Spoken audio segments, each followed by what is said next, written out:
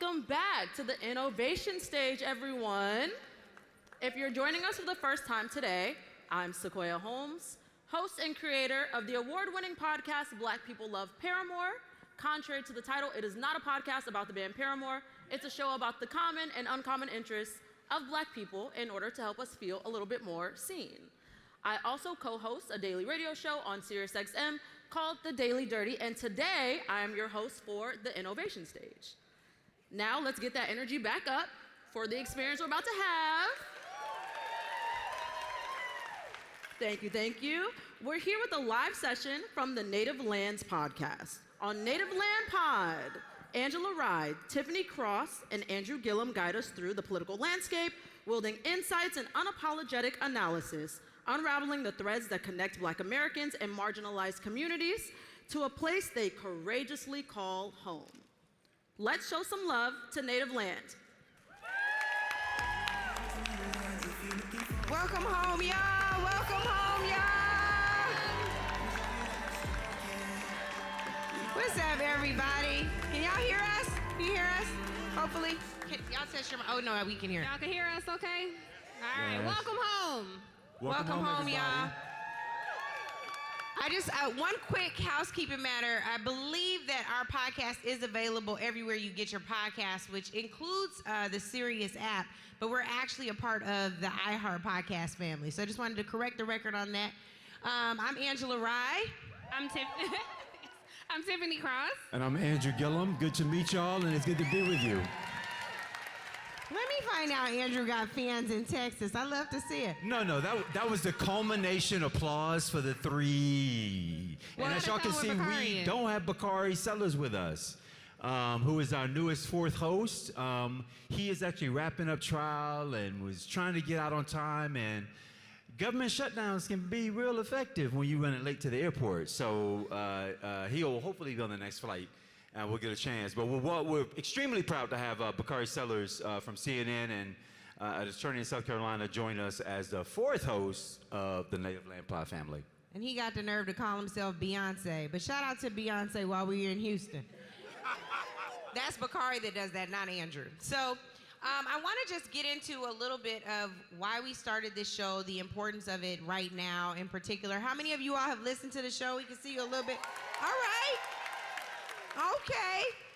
Well, Tiffany, if you would you please tell us why we named this show Native Land Pod? This is Angela's idea, so I don't know why I'm answering, but we get this question a lot, and we talk about it on our podcast. But Angela, we are all in a group chat, and Angela said, when we were trying to think of a name, she said, what do you all think about Native Land? And it's because it is the last stanza of our national anthem, the Black national anthem, true to our God, true to our native land. So that's where the name comes from. But it feels more timely, especially now, as no matter how they try to make us feel, this is our home, this is the country we built. So at this time, many of us feel homeless in terms of where we get information from, the spaces where we can gather in safety, where you can have reliable, vetted, trusted information and discussions that reflect the discussions you all are having in your group chats, at brunch tables and book clubs, at the barbershop, wherever you all gather. So that's really the mission of Native Land Pod. And we drop every Thursday, but there are also solo pods, mini pods. Angela hosts her show. Bakari and Andrew are actually recording a show without us. They kicked the girls out. So they're recording a show without us tomorrow. So pretty much every day of the week you can find something from Native Land Pod. And I'm so thrilled that y'all said y'all listen. That warms our heart. We say welcome home for a reason. Can I also just say on the Native Land selection, we did hear from our indigenous brothers and sisters who wanted to understand the interplay of the use of the word native with their position here as the native peoples of this land. And of course, as Black folks, wherever we've been, either by force or by choice, we've had to figure out maneuver ways to make a place ours. And to adopt it as fully as we can. And so to Tiffany's point about this political moment where you feel homeless on so many fronts, I think ours is a community that has always demonstrated that we can make home, whether again by force or by choice, wherever it is that we are. And so that reference to the stanza is important grounding for why it is native land was our choice. When we say welcome home, because we want you to know that, at least with us, and Bakari when he, with us, I'm joking, that you're at home and that we can be open, free, and fully disclosing with each other. And speaking of home, I know we are here at AfroTech. This conference has been doing the work of the Lord for many, many years. And I want to shout out the founder of Blavity, Morgan DeBon. Shout out to her for creating this amazing space and her full team. Y'all give it up for them. They're doing really good work. Yeah. But I want to stay here for a moment just on home, because there are gatherings like this where Black people come no matter what. It's a head nod, it's a piece, it's a girl, your outfit is fly. And we really need that in this moment in particular, right? I think when we think about home, I didn't even mean to do that. But when we think of it, we've got to remember that we've got to create spaces to belong. And the places that we cultivated, I think particularly around and after the killing of George Floyd, it felt like there was going to be a tide change, that things were going to finally start to shift in corporate. I know many of the corporations here are recruiting, but so many of these organizations have also dialed back some of their efforts. Can we talk about why it's important for Black entrepreneurs with our problem-solving selves to figure out how to meet and bridge that gap, because there is one, and it's growing. Indeed, and just, it's a perfect question, Angela. I don't want to mention to the audience. We're actually going to, I think, circulate mics, but in a couple of moments, we actually want to bring you into the conversation, because we oftentimes spend a lot of time on our show, of course, telling you what we think, but we want to hear what you think, what your lived experience is saying, and then how do we, as folks who talk a lot on these issues, help to meet the moment through your perspective. And Angela, we have asked a number of corporate folks who are sort of with us and supporting the show, whether or not they have felt pressure within their corporate environments to either lessen the emphasis on diversity, equity and inclusion as one example, or whether or not they felt internally supported and that the mission was not one that was born of a moment that existed and lived only in that moment, but that it's part of the lifeblood of a corporation, an organization. It runs through the bloodstream of it, and not as an appendage. And we're lucky with some of our corporate partners that it does run through the fiber of the organization. But in a lot of other places, it's, y'all know probably better than us, not in vogue to say DEI a lot of times. Or the definition or the attempt to redefine the definition of didn't even earn it is one that, unfortunately, even supporters of diversity have allowed to co-opt its meaning. And the reason why I still sort of lean into the use of the term DEI is that I think we ought to be proud and unapologetic about the fact that corporations, the country, the world does better with a collection of diverse ideas that reflect the diversity of lived experiences that enrich whatever the outcome is, makes it more marketable and profitable, and we all come up, versus the really simplistic, myopic, racist intention that I think comes from the redefinition of it. I just want to take time and talk to some of the startups here, because I definitely understand the frustration around that. Because even pre-George Floyd, we have had a hard time in raising funds. I, of course, tried to start a newsroom startup and I was met with a very unfriendly, unreceptive environment. I launched at the same time as an outlet, The Skim, which was run by two women who don't look like me. I launched at the same time as Axios, which is a political daily group of newsletters launched by a bunch of men who don't look like me. And I would go into some of these places, like I'm sure many of you all can relate, and I would have to, one, define my humanity, and second, defend it, and then define my intellect, and then second, defend it. People would ask me, someone in half my age would ask me to present the problem. And the problem was, of course, there was not enough reliable information reaching people who look like us.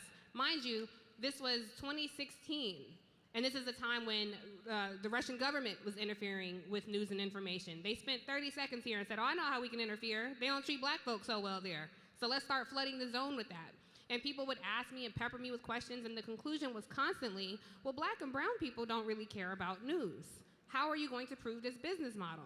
Meanwhile, we had unique 100,000 daily readers. The Skim, Axios, they didn't have, they had a concept and launched with 6- and 7-figure jobs, or 6- and 7-figure platforms. And so there was a study done by Rate My Investor, which I'm sure you all may be familiar with, at the lack of opportunity that Black women get in investing. And in 2016, the lack of opportunity that we got cost America, not just us, but America, billions of dollars in commerce and millions of jobs. So as more we're denied, we cut our nose off to spite our face in this country, and we see how that's gone 10 years later, where there's still a dearth of information that does not reach us. And so that's the moment that Native Land tries to meet every week. When we launched, we were the #1 downloaded podcast in every single category across every space on Apple News, and that's because of you all. So it's important that we have your support, but we also want to make sure that we're supporting you, and that's why we want to hear from you as well as we share our own testimony. And to that point, there is a floating mic, and so if you have a question, please make sure you stand, or a comment, please make sure you stand and say your name and where you're from. I will say quickly, while we're waiting for this first comment, is we also are in a startup space. TIFF definitely blazed the trail, but I want to know, we focus group sometimes, how many of you all run your own company, or you're a startup? There's a few hands. Oh, there's a good number of hands. And then how many of you all are podcasters? Okay, good number of hands too. The reason why I'm asking that is because I think that people don't always understand this is a grind.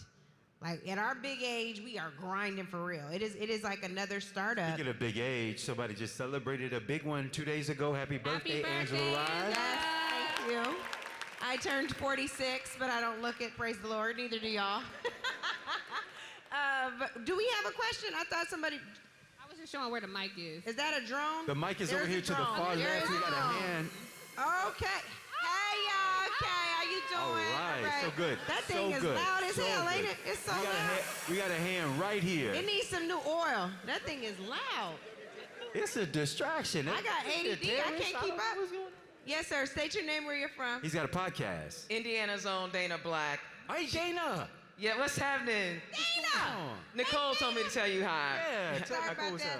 up. Yes, I am also a podcaster. Tiffany, you owe me a spades game. You know that, right?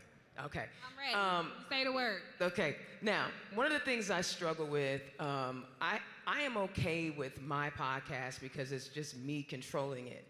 One of the efforts that I have been trying to put together is having a podcast where young people are talking to young people. And everyone talks about they're really interested in doing the thing, but then when I try to pull the meeting together to get the action moving, it's very difficult to get them to sit down for 30 minutes with me to do what is the concept? What are we gonna do? At 55, I can't do the conversation to young people. I need them to do this. How do you manage to bring the ideas together and get them flowing in the right direction? We fight. We fight. We don't see anything the same, and I think that's one of the big misnomers about the show. There's a huge myth that it's like, oh, they're in an echo chamber. Ain't nobody echoing in here. And so I think the main thing is you have to be willing to come to the table with your thing and say, this is the thing I know we should be talking about. I feel it in my gut. One thing I love about our dynamic is if there's anything that we all, or one person feels strongly about, we yield. But there are also times where we don't yield. Y'all want to talk about any of those times? Honestly, I think that is a good example, though. We all have a different idea about approaches to the problem. So again, our conversations reflect the same conversations that you guys are having. We all live in service to the liberation of our people, but there are different ideas about how to get there. There are many times that I could reference, but I'll say more generally, I think, Angela, you're in a space where you want to reach everyone. You, even people who I think are sometimes... Let's just say unreachable. She's trying to be careful. I'm trying to be polite because I think sometimes people are nasty in their discord and disrespectful to all of us, but sometimes to Angela. And Angela sets ego aside and will go to that group of people and say, here's what I'm trying to say, and I invite you all to the conversation. I think Andrew, sometimes you're in y'all might see a fight right now, but I think sometimes you're an institutionalist. Like, you believe, like, no, our government functions for this reason, and this is why we have to participate. I think, sometimes I am really focused on informing folks. And so if people don't want to receive that information, I'm like, deuces, I can't force something down your throat if you don't want it. And so if we're all coming at that from a different perspective, hopefully we are reaching everybody, even people who disagree with us. If there are people in the audience right now, it's like, I walk all the time and people are like, I didn't like when you said, or girl, I love when you said, you tell Andrew blah, blah, blah. Or I kind of agree with Angela on this point. I didn't agree with you, or I agree with you. I didn't agree with Angela. And we invite those conversations because a healthy exchange of intellectual ideas and ideology is the only way we are going to see our way out of this 400-year nightmare that we have somehow kept surviving. Yeah. And then Dana's out of Indiana, and I know the spaces all around this country don't always make themselves warming to new ideas and disruption to media and the market. Your point specifically about young people, I mean, I think not for just young people, I think in general, we're living at a time where people want sort of the unpolished and the not necessarily presentation-ready version of things. They want, how is it? Like, what does it really look like? In fact, the way we negotiate that each week from topic to topic, we have a pre-call with each other. And once each of us are done pitching to each other what we would like to talk about, we oftentimes cut the conversation like, we don't want a pie. Don't say what you really think. Don't do it here. Let's do it when we're on the mic so that folks are truly welcomed into what the discourse is between why a thing or why not a thing. Andrew, we just got in trouble. We got to shorten our responses. I'm done. It's a lot of questions. That's it. Okay. More I have authenticity. a lot of questions. I have a question. What is it? I'm right here in the middle. Hey, friend. I'm Tiffany. I'm Tiffany Harris here from Houston. So my question for you all is, I'm a mom and I have a great community of children, none of which who like Trump. But I want to help them frame the conversation in a way where they're not distrustful and disliking of all the things. Like, I want them informed. So how, and you guys all have three very different perspectives, but what's the best way to help young people frame the moment that we're in to help empower them in a more proactive way, as opposed to a more reactive or hate or anything else that's happening? I want to empower them to feel like, yes, this is a bad moment, but it's not the end of the moment. One of the things that I point to, and I will even give you this example right now, for 24 additional states, SNAP benefits are expected to run out on November 1st, right before the holidays. And one of the things that I'm so grateful I shifted inadvertently my algorithm to see are the number of ways in which Black folks are coming together to meet the needs of hungry kids and families all over this country. So one thing that we know is that when we all just do a little bit, we can change the equation. We can absolutely change the way this is played. Should we be able to rely on our government after everything that we've given to our government? Absolutely. But can we rely on our government is something entirely different. And I think that if we accept what we don't want to, which is that if we may not be able to, but we have everything we need, and God, we thank you, we can make it. So the short answer is, we all we got. Andrew? Agreed, and I'll just say the beauty of history is that oftentimes it tells a story of what we've overcome. When we think about the Montgomery bus boycott, they didn't start with the intention of being in protest for over a year. They started believing they were going to protest for a day. And then they met that evening and decided they were going to keep the protest for the next day. And they met again that evening and decided they were going to keep the protest going until they broke the wheel of the system. So history is important, particularly for young folks, in that, yeah, this may be the moment we're in right now, but it hasn't always been this way, and it doesn't always have to be this way. And I think we ought to lean more on the examples that I think show a path that we can overcome, and we do overcome. Next question. Little question. Hi, Carla. Hi, my name is Carla Wilmaris, and this is a podcast, so congratulations to you guys. My question is, I have a company, it's a production company for podcasting since 2017, and I've always focused only on Black and brown voices to amplify them. When I came into space, it was a very white space, it still is. So my question to you is, a lot of people come into the space, it's demanding. podcasting is fun. You're looking at it, you're enjoying native land multiple times a week, but then I see everyone putting their hands up. They want to do it or they're in it, but you get tired and you get burnt out. And if you have co-hosts, there could be, discourse between you guys. So can you guys say how you manage to show up on a weekly basis? Because this is not a sprint, it's a marathon, and it takes time to grow your audience when you're not already a celebrity, but you're needed in the space. I just want to say Carla Wilmaris was my executive producer for another podcast I hosted with Will Packer. So she has an amazing podcast company and was great to work with. And I haven't seen her since, so I'll hug you after the discussion. But thank you for the question. I think with all of us, one rule for me anyway, when we're in person, even if there was a fight or discord on the panel, I want to eat afterwards. I want us all to be able to go out to eat like we're gonna do when we get off this stage and break bread and have a good time. And I think keeping the disagreement on the podcast. I don't want to talk after about the disagreement. Like if you got a problem with something I said, say it on the podcast. That is content. The other thing that you really can't manufacture is we are friends organically. Our friendship precedes the podcast, and it won't change. The podcast will not change our friendship. 10 years from now, you can ask me, what's going on with Angela? What's going on with Andrew? I'm going to be able to answer. So we're having conversations, and we're letting the audience eavesdrop on those conversations. We show up as our authentic selves. We're not performing for this. Whether the cameras are rolling there or not, these conversations was going to be happening. We also take breaks from each other. Yeah, we typically Like right only after the talk show, on we Andrew recording. takes the longest breaks from us, and it gets on my nerves. That's a podcast fight I'm gonna have right here.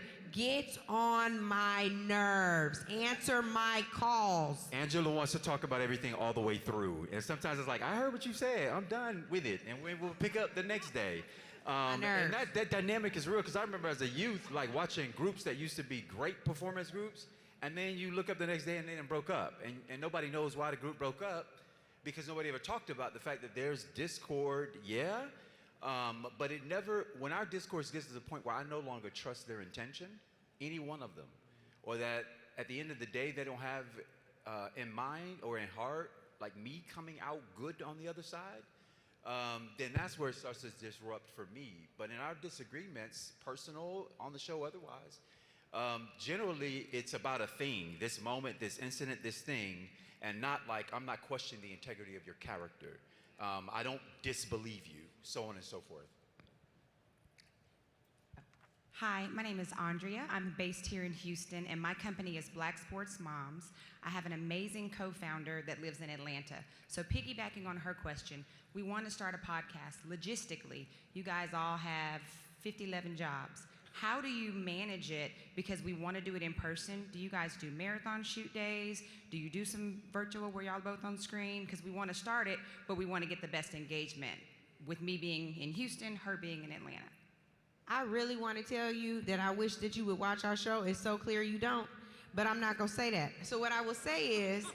She's so shady sometimes. No, it's not, but it's the just truth. walk through It's the not front how you door. go. We just recorded 102 episodes. We do both. Tiff says she likes to be in person. We're in person right now. We do live shows. It just really depends. If you all have the travel budget to be in person, be in person. We don't do marathon shoot days because it's news sensitive. It's a political and cultural show. And I will just say it is a marathon, as Carla said, as Tiff just alluded to. So that's it. I don't think. Agreed. Thank you for the question, though, and we hope you tune in. You're welcome home. Ditto. That's some Tiff filter on there. But I'm just saying, don't ask me no questions. Go back and look, y'all. As we were moving on, how about to the outer skirts? There's some hands over here on the outer skirts. Ready? She was like, move along. Right? Anybody got a mic? Hi. We got- Can you hear me? Hi. My name is Marcel Anderson. I'm a founder. Where are you? Oh, I see it. Back Yeah. here, guys. Thank you. I'm a founder CEO of an AI tech company based in Miami. So my question is actually for Andrew, especially given that you guys are in the podcasting space now, and as we reflect upon Kamala's race and how the allocation of resources with respect to reaching the people was, I would say, misallocated with respect to TV ads and billboards, and we saw how Trump was able to effectively use shows like Joe Rogan's podcast, et cetera. As you think about the importance of going local and the importance of targeting communities for galvanizing folks to win back states like Florida. What do you think of as effective strategies or people that you're throwing your weight behind to make sure we can try to win back Florida, given how powerful the governor's seat is? Yeah, well, salute, brother. I'm from Miami. I was born there, and Florida, a lot of people across the country declare us pretty much a lost state as it relates to our politics. I tend to agree with you. I think it is a state that can be won if we're willing to compete. And competition has to be more than words. It's got to be matched in a budget, right? You mentioned, the Harris campaign and the appropriation of media buys. And the truth is, it's not just the Harris campaign. Nearly any Democratic campaign run nationally, almost anywhere, has leaned into this very lateral sort of non-innovative approach to engaging communities. They might do an appearance on a podcast, but then you go back and trace the ad dollars, and all the money went to network television, right? We're not even a percentage. We're less than a decimal point of what they were spending to reach our communities. And my frustrations are pretty big, high with institutional structures that are supposed to serve and protect the things that I believe in, and hopefully you believe in. And much of that has to do with the capitulation, the fact that so many folks have been willing to bend a knee, so willing to silence themselves and to absent themselves from a healthy discourse, that all we got is us. We're out here, talking to each other, hopefully not exclusively, but about, okay, the system seems to be collapsing at every turn. Who's telling the truth about it? And I think increasingly, viewers, listeners are finding those voices and connecting to them. But if you own a budget line, if you're over a budget line around advertising, I hope you'll make the point that you can't do this like it's a one-off transaction. If you're going to talk to communities, especially communities of color, where you can move votes and numbers, you need to be there not to date me once, but you gotta marry me. You gotta be in relationship with me on a regular basis, good times, bad times, and otherwise. So you know when the community's in pain and when we're feeling optimistic and prosperous. And then, again, lift those voices up as they show themselves. But ideally, we'd be in a much better place. Where we are right now is we kind of all we got at the moment, and hopefully that picture turns soon. Yes, ma'am. Hi, I'm Keisha, and this question is for you, Tiffany. I used to watch your show every Sunday, my husband and I, so we really loved your show. So your show gave a powerful platform to underrepresented voices, and after it ended, how did you reimagine your mission to be able to amplify those same voices outside of traditional network spaces? Thank you. I'm still reimagining. It's funny you should ask that question right now, because literally right now I'm trying to harness resources to revisit that platform. I'm so grateful for so many people who tuned in, who still tell me they tuned in. And I say this with all humility, because I don't think that people tuned in necessarily just to hear from me, but they tuned in to hear from indigenous voices who did not have to talk about the indigenous community to be invited to my show. You could be a person to talk about Supreme Court justices, but you happen to have a Native American background. You could be from the API community and come on my show and talk about political discourse.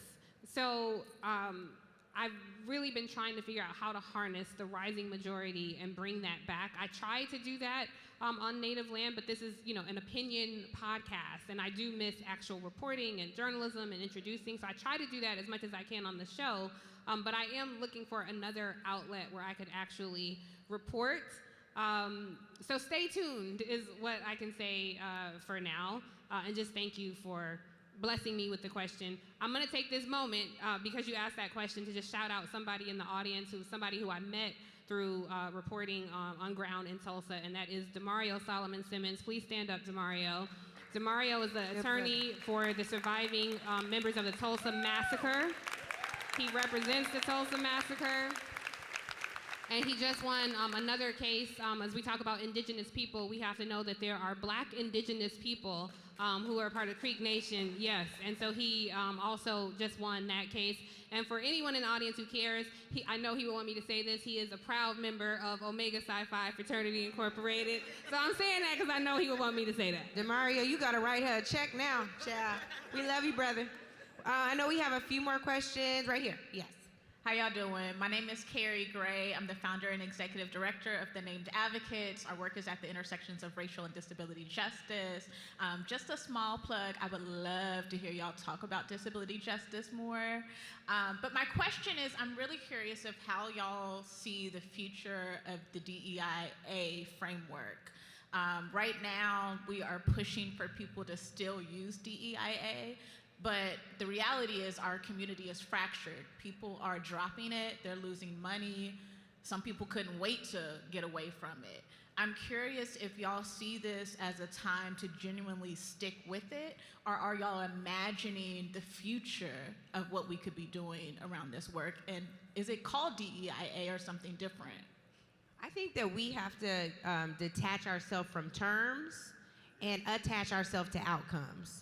We spend a lot of time worried about what something is called, and I think whether you call it belonging, we go together, justice, affirmative action, just action, it's about damn time, whatever you call the program, right? We just need to make sure that the outcomes are attached to our collective liberation. I appreciate you adding in and stating it here, DEIA. I will be more mindful of utilizing that. But one thing that I love that we've done from our very first show, Andrew talked about Native Land Pod being a safe space for us virtually to convene because we are so disparate in where we live now. We don't live next door to each other like our folks used to do back in the day. So please, when you see us not mentioning something, send in a video, let us know. And that goes for all of you. If there's something we need to speak to, if you don't like something we said, we've been in a lot of beef since Bakari got on the show. So if there's anything, you want to share, by all means, you can send in a comment or a question. We love to hear from y'all. It's your home too, so that's why we say welcome home, y'all. Yes. Agreed to it matters what the outcomes are, but it also matters that a thing be called a thing, largely because we didn't know about how reckless a lot of companies were in their spending toward people of color, or how many employees with disabilities or different abilities they had. We didn't learn that stuff until we started requiring, largely through government, that they counted. And I was always told you count what matters, and you call a thing something when it matters. And largely I found in a lot of places where they don't name when they are making diversity, equity, and inclusion, DEIA investments, then everybody gets called to the C-suites and they're scattering, trying to figure out how they can composite some data together that makes them not look like they're keeping certain communities outside of the benefit here. So to me, it matters that you call a thing something, because when you call it something, you usually count Andrew, it. we in a fight, because here's the thing. There are a lot of places that call a thing, and the only beneficiaries are white women. That's why I agree with you. The outcomes. The outcomes also matter. Yeah. But right now, you wanted to go to France and find out how many folks are owning black businesses, say there. In France, they don't, your identity as a Frenchman, French woman is just that. There's no black French, there's no Afro French, there's no any of that. And they take it as a state of pride that they don't have those divisions. And I said, well, how do you find the data when you're trying to find it? So let me push back on this too, because even recently, we had the essential dismantling of the Disadvantaged Business Enterprise Program through DOT, through the Department of Transportation. Disadvantaged Business Enterprise stands, but they have gutted it of gender and racial consideration. So you called the thing a thing, but it's not going to have the same impact. Well, this is a Lioness administration, and so it's hard to really sort of figure out what's what. But I will say this, to bridge the divide here is, I think the outcomes absolutely matter, right? The outcomes of a thing absolutely matter. To call it something also matters to me, but in a perfect scenario would be that it lives in the bloodstream of the entity. That if diversity is important to you, no, I'm not calling out, but you can see in my C-suite and my F-suite and whatever suites you have, that it means something, because based off the diversity that you can either visibly see or once you get into the data, see on paper. Producer Lolo is right there, and she says we have to wrap this answer. So next question. How you doing, Tiffany? My name is Adam Harris. I'm a creative director at Proud Kids Club. And my wife's been on your show multiple times before you got canceled. Her name is Lynn Wynn. Oh my God! Yeah, and my daughter. Yes, y'all yeah. baby girl. I remember her. Yeah. So Lynn, she a woman of Asian American woman who I used to have on the show. She had so much flavor and I always had she gave it to a straight no chaser every time. So thank you. Please tell her I said hi. Sorry, y'all. It's a reunion. Compare pictures afterwards. Sure. Yeah, we'll take pictures. But my question is, let me see how I can word this. How are we gonna teach our elders how to tell difference from AI videos and real videos? How are we gonna bridge the gap in between that? And, you know, cause my mom's sending me like 4 to 5 videos a day. Look at this deer, you know, jumping on a trampoline, and then celebrities selling fake products. Like, how do we bridge that gap? We bridge it first with us, because I'd be seeing something thinking it's real. Well, I am closer to 60 than I am to 40, so. So I've talked about AI a lot and the dangers of it that it represents specifically for us. I think sometimes people get so excited with it, like it's a new toy, without attaching to it critical thinking and what it means for our community. We know in this room, AI is neither artificial nor is it intelligent. It's feeding off what we give it. But when you look at the internet comment section, think about it. AI is all up and through there, grasping information from that. The best example that I can give that's been written about multiple times, you ask AI, ChatGPT for example, does Israel have the right to exist? You get back a immediate yes. You ask AI, does Palestine have the right to exist? The answer is way different. Well, it's complicated. Well, we have to look at this.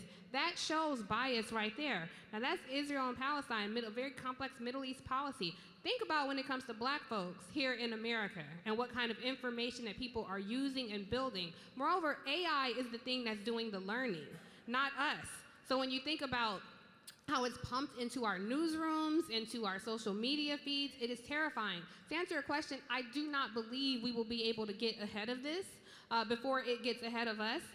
Even with Sora and the new technology there, it's already being manipulated by other people. All it is a video clip. You could just edit the Sora out of the video, and it's already happening. More dangerously, think about what it's doing to our politics.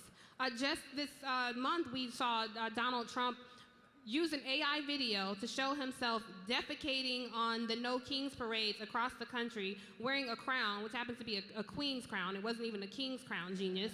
But he showed this video, and people believed that. During the election, they showed a video of Joe Biden and spliced it to look like he was falling asleep during an interview. That never happened. But critical thinking people see this and believe it.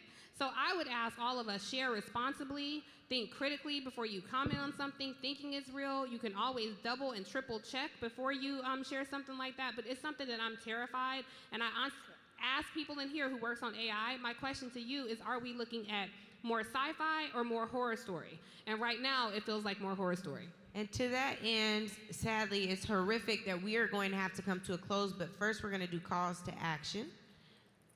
We don't. We have calls to action, so whoever wants to start. Okay, I won't hold you. Here we go.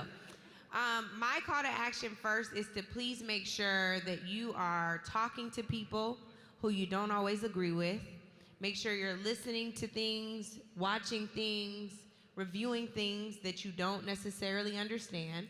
I think, Tiff, what you were just saying about AI is a perfect case in point. I am trying to learn how to use this thing so this thing don't use me. You understand? So my call to action would be to please make sure, even while you're here, get to know somebody in your black family. Tell them how you're doing. Wait and listen to the answer, and definitely make sure you connect with folks you don't agree with. My call to action is if you had a question or comment that we did not get to, please drop us a video. They will tell you, I'm so intentional every week. I yield my time. Sometimes I'll say, I don't have a topic. I'd rather us use this time just to hear from our viewers. If you're new to the platform, we welcome you home to tune in. And please feel welcome in this space. And yeah, please, if you had a question for any of us or a topic, I'd love the suggestion that we speak more about disability. We had another person ask that same question last year on the campaign trail. So anything, there's literally nothing you can say that we don't play on the show. We want you to feel at home. So if you had your hand up and we didn't get you, please, you can, how they get it to us, Lolo? They can DM it to our Instagram at Native Land Pod, and they can they email it anywhere? I'll give y'all, I'll tweet out Angela's cell phone number, and y'all can just text it to her directly and get us video. And be your own people. Andrew? It's fashionable to not do politics these days. It's dirty. It ends you up in conflict and fights and in conversations you don't think you're fully qualified to have. But politics, by definition, is just a study of people. And as just in this conversation, I had so many sort of policy-related responses I'd like to offer. But the truth is I often hedge it because people like to stay away from the political. And I would just say, as Joy Reid says, politics is doing us every day. Whether it's how we get our parents to understand what an artificial video is versus what's real, or how we get a regulatory environment around artificial intelligence that keeps the American people at the center of it and not profit, or how it is you curate in your own community conversations that are relatable to the people who live there versus what they're being fed. Politics is all up, through, beneath, under, intertwined with all of it. And so I wish we could redefine how it is we think about politics as a season and an election, and really consider it as it's every day, it's all the time, 24/7. Those decisions are the ones at the beginning and the end of the day that are affecting your life and your livelihood, your ability to survive versus your ability to thrive. Tune in. Andrew Gillum, Tiffany Cross, and I'm Angela Rye. We're Native Land Pod. Y'all welcome home.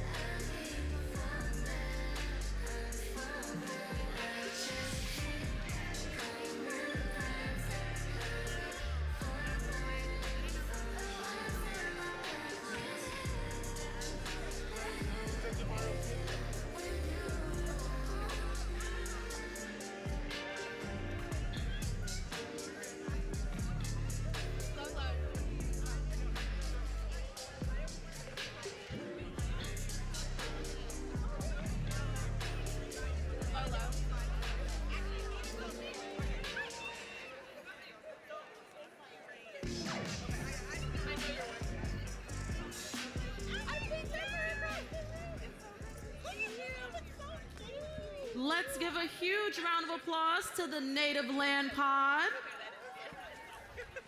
Thank you for that authentic and powerful dialogue. As we set up tech for our next session, I wanted to take some time to talk about magic. Do we have our mic runner?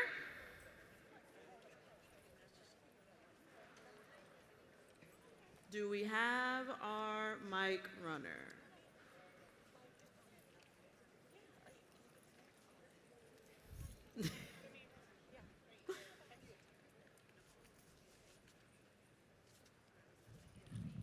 Mic runner?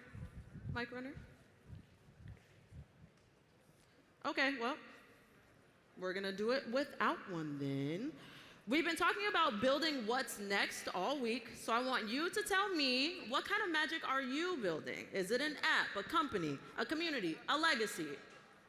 If anybody wants to speak about what they're building, raise your hand and speak up. Yes, I'll repeat what you're saying. Oh, we got the mic runner.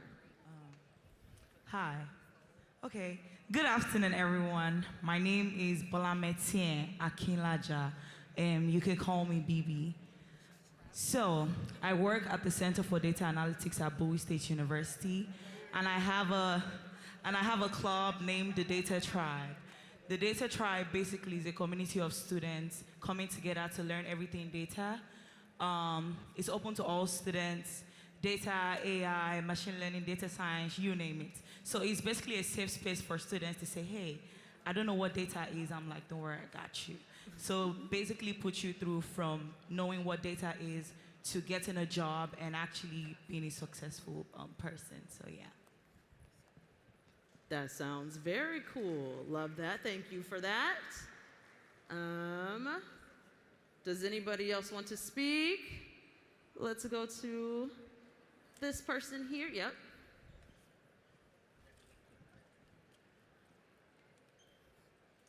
Hello, I'm Janasia Dunmore, and I'm building a community called The Nerd Next Door, where I talk about AI and make it in a less technical way, because I know we're all in STEM, we understand the big words, but it can be really intimidating to those that don't really understand technology. So really taking those big words and making them digestible, so we're not as afraid of AI and more of an obstacle that we can take on head on, so that it doesn't work us and we're working it. Come on, work it. We have time for one more. Let's go over there.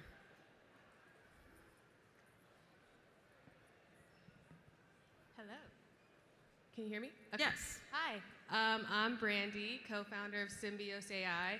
What we're building is a comprehensive and culturally responsive AI clinical assistant for therapists that surfaces actionable insights to help them track trends, help them grow their clinical practice, help them with their training, and also improve clinical outcomes by reducing misdiagnosis and rejected claims.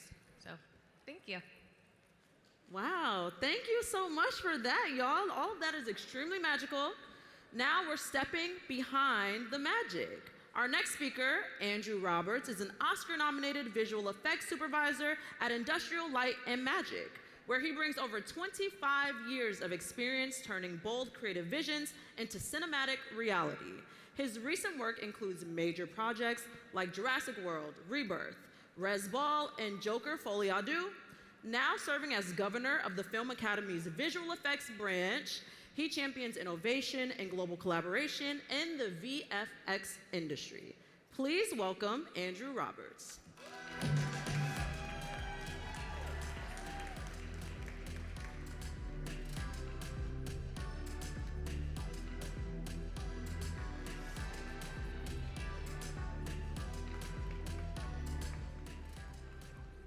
Hello, AfroTech.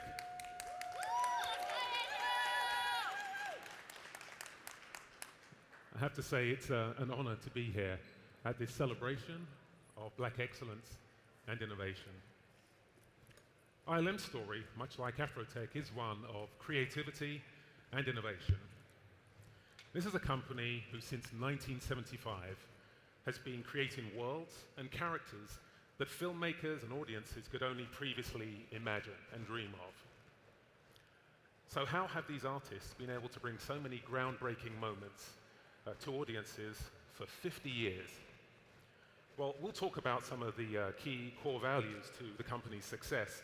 But first, let's take a look at some of the work that ILM has done in film and television.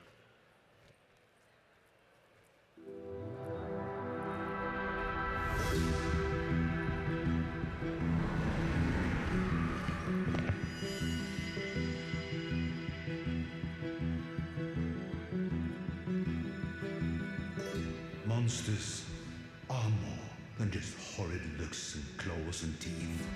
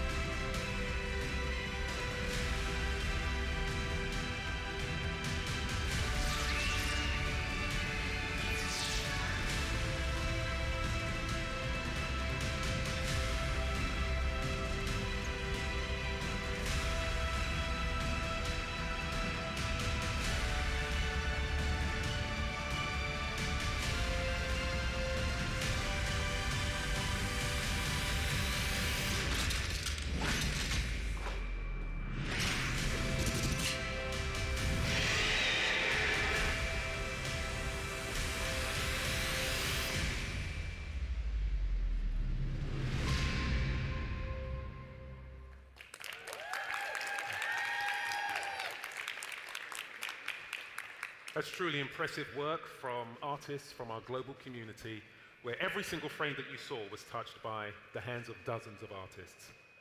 Well, how did I get to join this world-class team? Let me take you back to my roots. My family's from the Caribbean. My father's from Carriacou, which is an island next to Grenada, and Mum's from Barbados. And in the 1950s, they were part of what's known as the Windrush generation, those teenagers who sailed across the Atlantic Ocean to look for a better future for themselves and their families. That journey from small islands to an unknown future really shaped the way that I see the future and see the world, full of possibilities. My parents met in London, settled down, and had me and my 3 siblings. I'm there in the red tie and pants, happy to be there with that middle child energy. And I was raised in a loving environment of music, creativity. Dad was a carpenter and a musician, and Mum really loved art. And so that was just a wonderful, wholesome environment, lots of family trips together. And I had the privilege of seeing Dad make things, design and create things, and hearing his music, seeing Mum's love for all kinds of art. It really influenced the path that I'd eventually take. Well, my career journey, like many of yours, I went through many different jobs. And as you know, careers are really straight lines, but they are journeys of growth. And as I went through each of these steps, sometimes creative and others more technical, I was really unsure of where I was going or what that future might be. But one core value that Mum and Dad shared with me that stuck with me is taken from this scripture in Corinthians 3:23, which conveys this idea of just putting all of your energy into what you're doing at this point.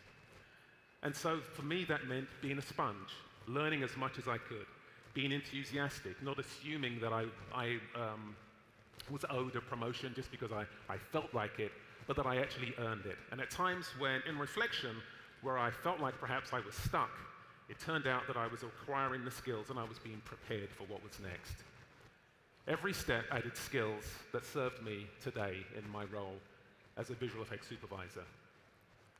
Well, what is a visual effects supervisor? What do they do?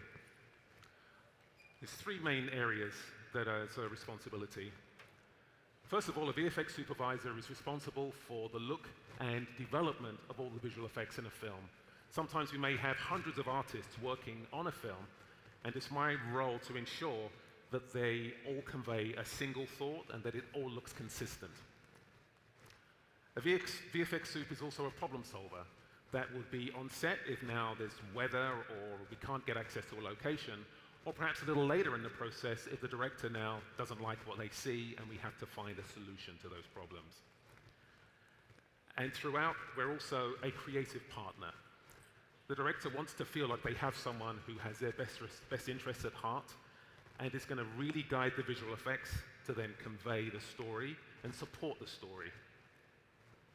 We all want to deliver great work that really is just going to help bring that film or that television show to the next level. Well, for most creative projects, you know that there are 3 stages: pre-production, production, and post. And each stage, of course, is crucial to the success of that project. Sometimes we talk about visual effects as being post-work. You might be surprised to know that visual effects is involved at each of the stages. I really love this quote that fellow ILM soup Fraser Churchill uses, where he uses this analogy of a meal, where in prep you write the recipe, in production you're gathering the ingredients, and it's in post that you cook the meal. But visual effects is needed at each step, and clearly you can't skip any of them. So what would that mean for me as a VFX soup? Well, during prep, I'm going to understand a director's vision. I'm going to go and watch his previous films. I'm going to read the script multiple times so that I can understand the characters and what my role might be, for this film. I'm going to plan an approach. So I may read a line in a script that says she was chased by a dinosaur. And then I'm going to figure out, okay, the dinosaur's probably going to be CG. Does my character need to be computer generated also? So we're going to figure out where visual effects is going to help to support and make that line actually come up on the screen. We'll make decisions and make sure that the filmmakers agree with the approach that we're going to take, and perhaps there might even be some tests that we need to do to ensure that this will actually work the way that we're hoping. Now, during production, I'm going to execute those plans and ensure that all the things that we agreed on actually gets followed through on. We're going to respond to changes, as we mentioned. Maybe we're supposed to go outdoors and it's raining that day, and so we need to work together to find some solutions to those issues. And also, I'm really focused on the integrity of each shot. I want to make sure that as a whole, if I need a green screen behind a character, if I need to take certain measurements, that's for the best interest of the project, and that's what we really, really need to do. And then also I'm going to gather data for my artists back at the studio, maybe taking physical measurements, light measurements, so that they're going to be able to do the best possible job. And then when we get to the post-production stage, that's when I'm conveying all the things I learned from pre-production, from the script, and from all my experiences on set, and passing that on to the team so that they're really able to do excellent work and deliver shots that the director's happy with. Well, ILM has a history that's filled with cinematic breakthroughs. Star Wars wouldn't have been possible without the Dijkstraflex, the motion-controlled camera, where a computer then could repeat this move and then integrate effects into film. For Jurassic Park, that brought the first realistic computer-generated creatures to the screen. The Mandalorian brought real-time virtual production. And with Indiana Jones and the Dial of Destiny, we bring a hybrid of artificial intelligence and computer graphics to the screen. Each of these innovations helped push filmmaking forward for the whole filmmaking community. Well, we spoke about some of the core values behind ILM's success, and I'll share those with you. The first is that we are all filmmakers. Whether you're in a production role or creative or technical, you all have a perspective or input that just might be valuable and that might be the answer we need to a creative problem that we're dealing with. Innovation thrives on diversity and curiosity. We want people who are interested in what we're doing and are going to share their opinions. And collaboration really is at the heart of what we do. We share knowledge openly, and we really encourage that empathy and that curiosity within all of our employees. And people over pipeline. We'll never force people to work in a certain way, and if you as an artist have an idea or a tool that you think will really help us to do the best possible work and put it up on the screen, then we will adapt. So every film, the way that is set up is different because we're accommodating people over the pipeline. These are the real secrets behind those 50 years of innovation and success that ILM has had. And that innovation has always been artist-driven. So when we think about for Jurassic Park, there was this device called the dinosaur input device, which allowed stop-motion animators to influence the motion for those computer-generated characters. The LED screen was the vision of the filmmaker, Jon Favreau, that he had this idea that you could capture imagery from anywhere in the world and bring it to the controlled environment of a soundstage to illuminate your characters and for it to look like they're really there. And for The Mandalorian, we blended computer graphics with AI, with the artist's hand guiding that work. The core message I'd like to share with you here is that new tools empower artists. They never replace creativity. It's always the humans behind it. Well, this clip I'm going to share with you now, in Indiana Jones and the Dial of Destiny, Harrison Ford plays a younger version of Indy. With the latest AI tools and with Harrison's permission, our artists guide our generative tools on past Indiana Jones performances, so from the previous 4 films. So on set, he's unencumbered, he's free. He doesn't have any motion capture suit that he has to put on. All of his performance is observed by these 2 cameras, which watch his performance. So we're able to combine generative AI tools with best-in-class computer graphics, which brings this high-fidelity performance for the first 20 minutes of the film. ILM thrives on diverse perspectives. Different voices solve fresh problems in unique ways. AfroTech reflects that same belief. Innovation flourishes when talent from different backgrounds comes together. Our industries, film and technology, they both rely on that exchange of ideas. Our creativity is stronger when our perspectives are wider.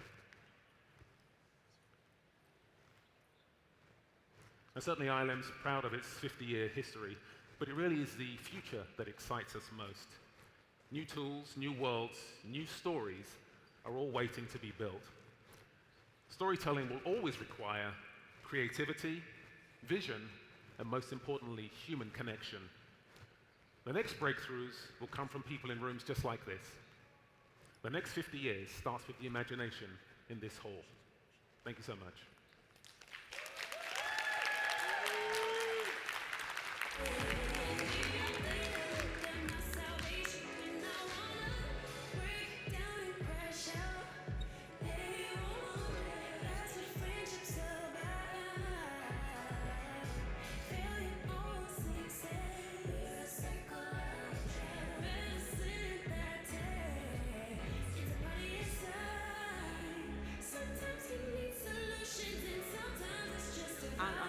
Thank you so much, though. You can, yeah, exactly. Great job.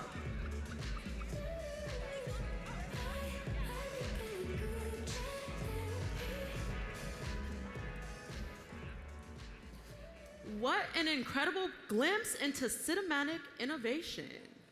Now we're turning to a topic that affects every one of us, mental health and leadership in the digital era. Dr. Anthony Estreet is CEO of the National Association of Social Workers and a national leader in behavioral health, workforce development, and social work innovation. With over 20 years of experience, he drives policy and practices focused on mental health and racial equity. Dr. Arthur C. Evans Jr. is CEO of the American Psychological Association, leading efforts to advance psychological science and practice to improve lives. A clinical and community psychologist, he brings a career-long focus on applying psychological knowledge to address real-world challenges. Dan Gillison is CEO of the National Alliance on Mental Illness, bringing over 30 years of leadership experience and a personal commitment to mental health advocacy. He serves on several national advisory boards, helping shape policies that support individuals and families affected by mental illness. Please welcome Anthony Estreet, Arthur Evans, and Daniel Gillison for Empowering Minds, Empowering Futures.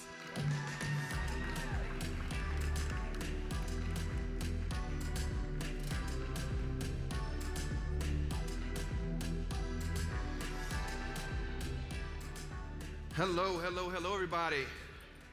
So this is going to be an interesting conversation about technology, mental health, and the next generation of leadership, and really thinking about how do we bridge that gap between mental health and how people integrate with technology. And so I want to give us a little time to talk about our organizations. So I'm Dr. Anthony Estreet. I'm the CEO of the National Association of Social Workers, which is the largest social work, professional social work organization in the world. And we represent social workers across the US and a lot of different sectors. Arthur? Dr. Arthur Evans. I'm the CEO for the American Psychological Association. We have 173,000 members who are students and academics and practitioners, and I'm very glad to be here. Yeah, good afternoon. Dan Gillison, the CEO of NAMI. I always like to say that leading NAMI as a father and as an uncle and as a son more than as a CEO. We are the largest grassroots mental health organization in the U.S.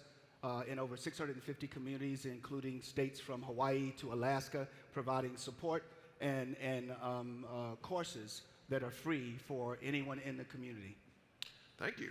And so I want to give a huge shout out to AfroTech because they are doing more to bridge that gap between technology and mental health. And so to start the conversation, I really want to ask you, when we talk about innovation in the future of technology, how often are we also thinking about the mental health of the people building, using, and impacted by these tools?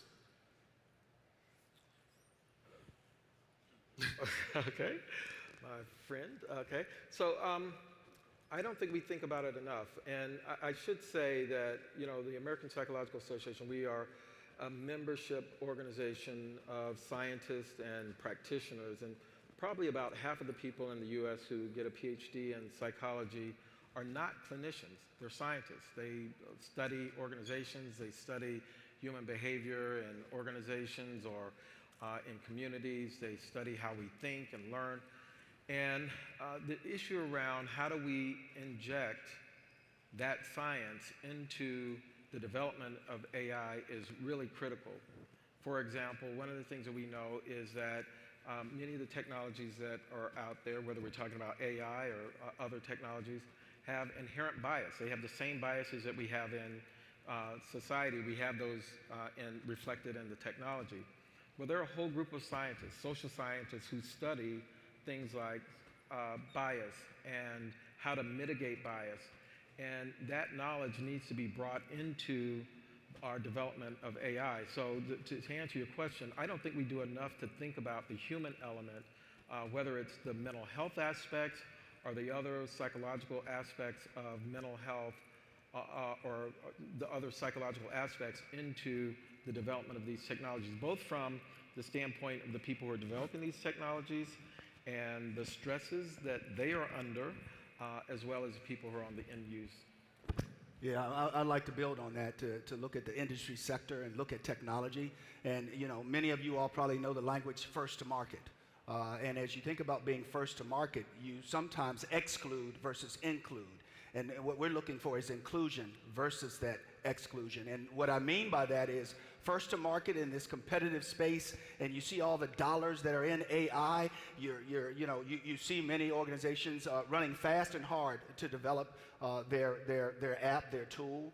How often are they considering the mental health aspect? How often are they bringing people with lived experience, which is NAMI, to the table in terms of being those researchers and those voices that are helping them as they develop the tools? So that is a concern, and it's something that we often ask the questions because it's very important, and I think that's a part of what this trio is doing.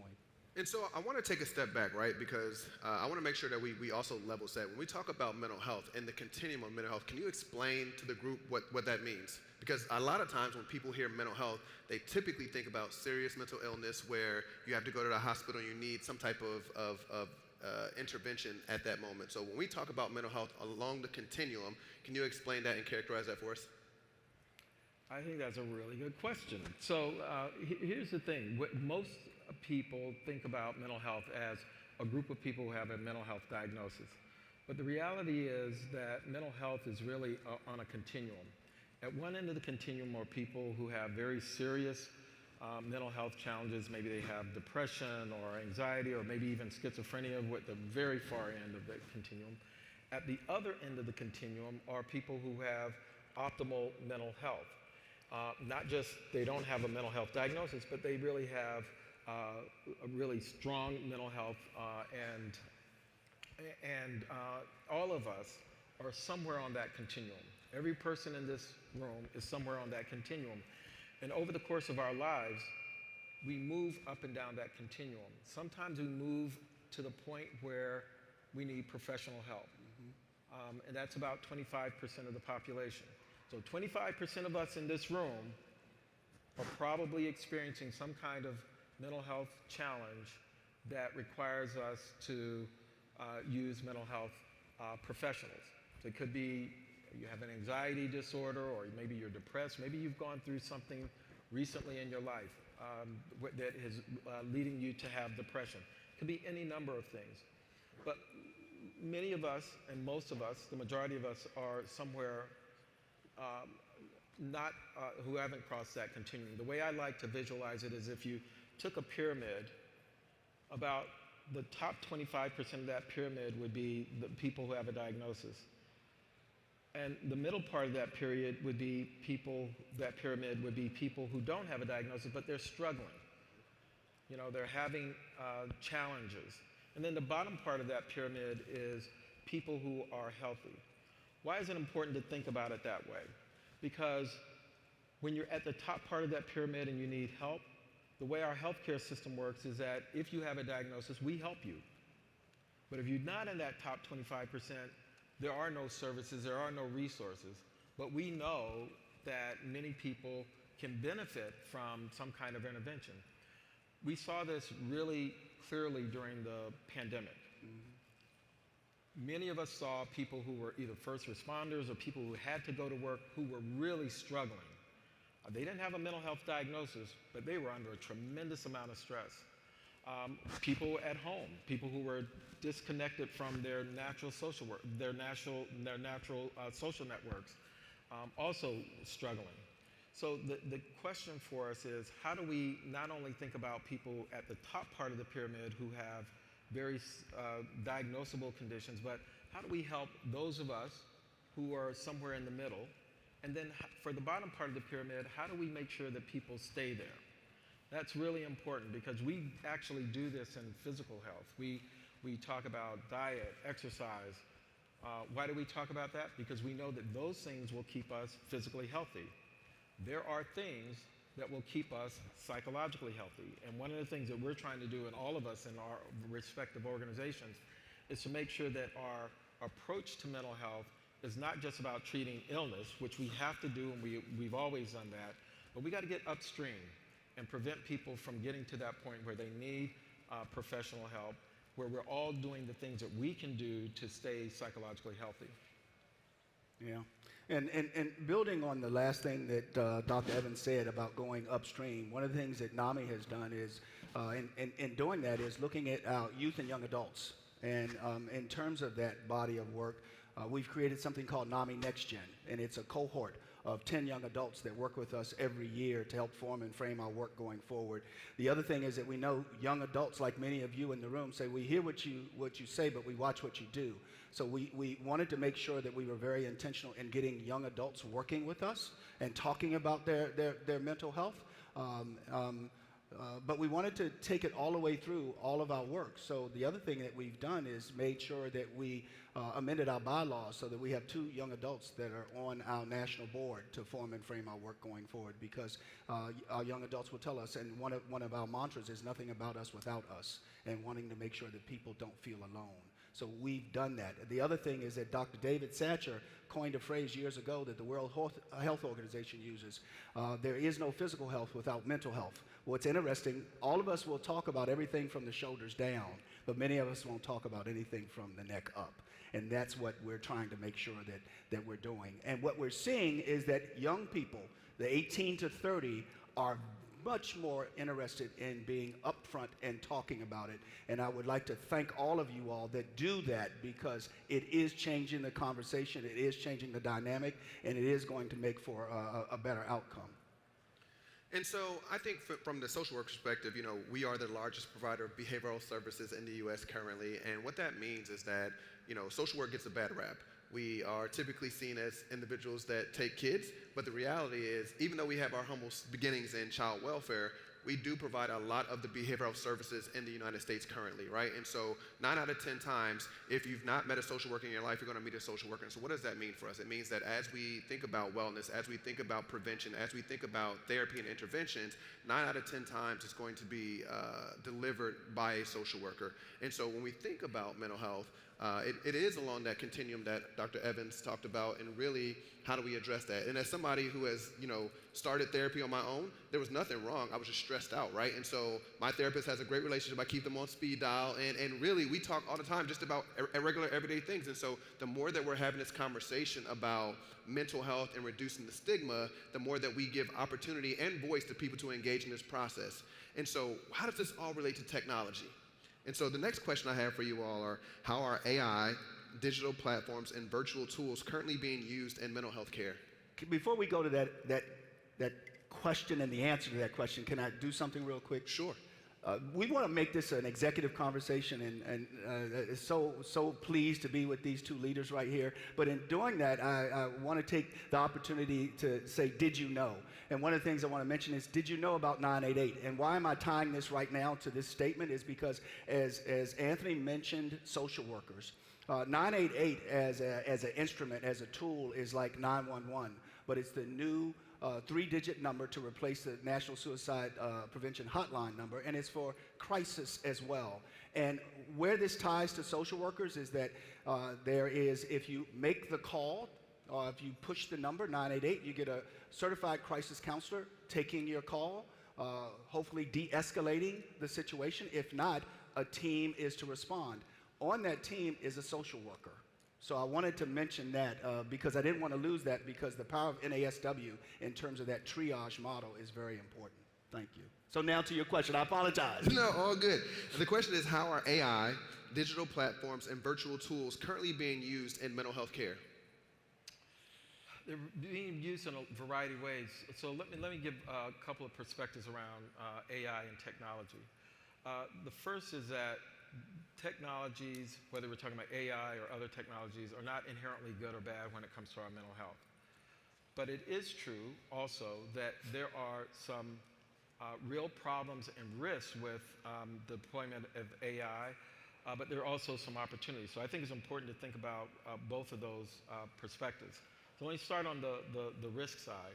So we know that, for example, the way social media is used, they are actually built on algorithms that keep people engaged. And that can be problematic for a couple of reasons. One of them is that some of the content that is coming through those algorithms is not very helpful. So a lot of body image kinds of problems happen, especially with adolescent girls, where people are getting images, young people are getting images that are not realistic. They're making judgments about their own physical appearance that's leading to mental health challenges. But it's also true that that constant engagement is also, for particularly young people, keeping young people from doing the other things that they need to do for good social and cognitive development. So there are things that we've documented that are really problematic for the use of the technology. And one of the things that we're doing as a mental health field is identifying those things and talking to both legislators and the tech companies about these are the things that we believe need to be changed. On the other hand, if you think about that pyramid, everyone in here is somewhere in that pyramid, right? And one question would be, where am I? You know, where are you in that pyramid? Are you at the top? Are you in the middle? Or are you somewhere at the bottom? If you think about how technologies can be used across that continuum. So, and I will tell you out front, cut to the chase, many of the technologies are not ready for prime time when it comes to people who have a diagnosable condition. Some of the chatbots that are coming out actually do the things that are counterproductive to good therapy. For example, some of you may be familiar with some of the cases where people have engaged with chatbots that purport to be a human therapist, and that has led to people killing themselves, dying by suicide. And that there have been a few cases like that. So why is that? It's because the algorithms that are designed to keep people engaged are antithetical to what a real therapist would do. If a real therapist is hearing someone say, well, you know, my parents are really bad and they're all over my back, and I really need to get away.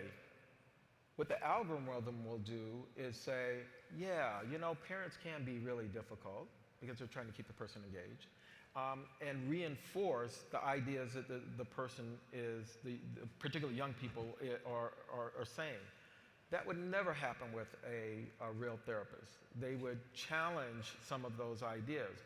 And so you have a technology that is built on certain kinds of algorithms that are antithetical to what a real clinician would do. And so at the top part of the pyramid, if you're looking for using technology to address serious mental health challenges, not ready for prime time. We have not seen anything that indicates that that technology is ready. And there are other problems. We don't have time to go through all the challenges. That's one example. The middle part of the pyramid, however, I think there are some real opportunities, because one of the challenges we have is how do we help people to reduce stress? How do we help people to take actions that will actually promote their mental health? And that's one of the areas where technology can be quite helpful. And there are a few of those. You've probably seen some of them advertised on television, where they're helping you to manage stress, or they're helping you to just stop and take a deep breath. That actually has scientific support. Doing those kinds of interventions can be very helpful in reducing stress. And then at the bottom part of the pyramid, if we're looking at things, what we call behavioral activation, just what are the practices and things that we can do to stay healthy, those technologies can be quite helpful and useful. So there are some real opportunities there. There are clearly some areas where we shouldn't be working right now. That technology is going to get better, but it's not ready right now.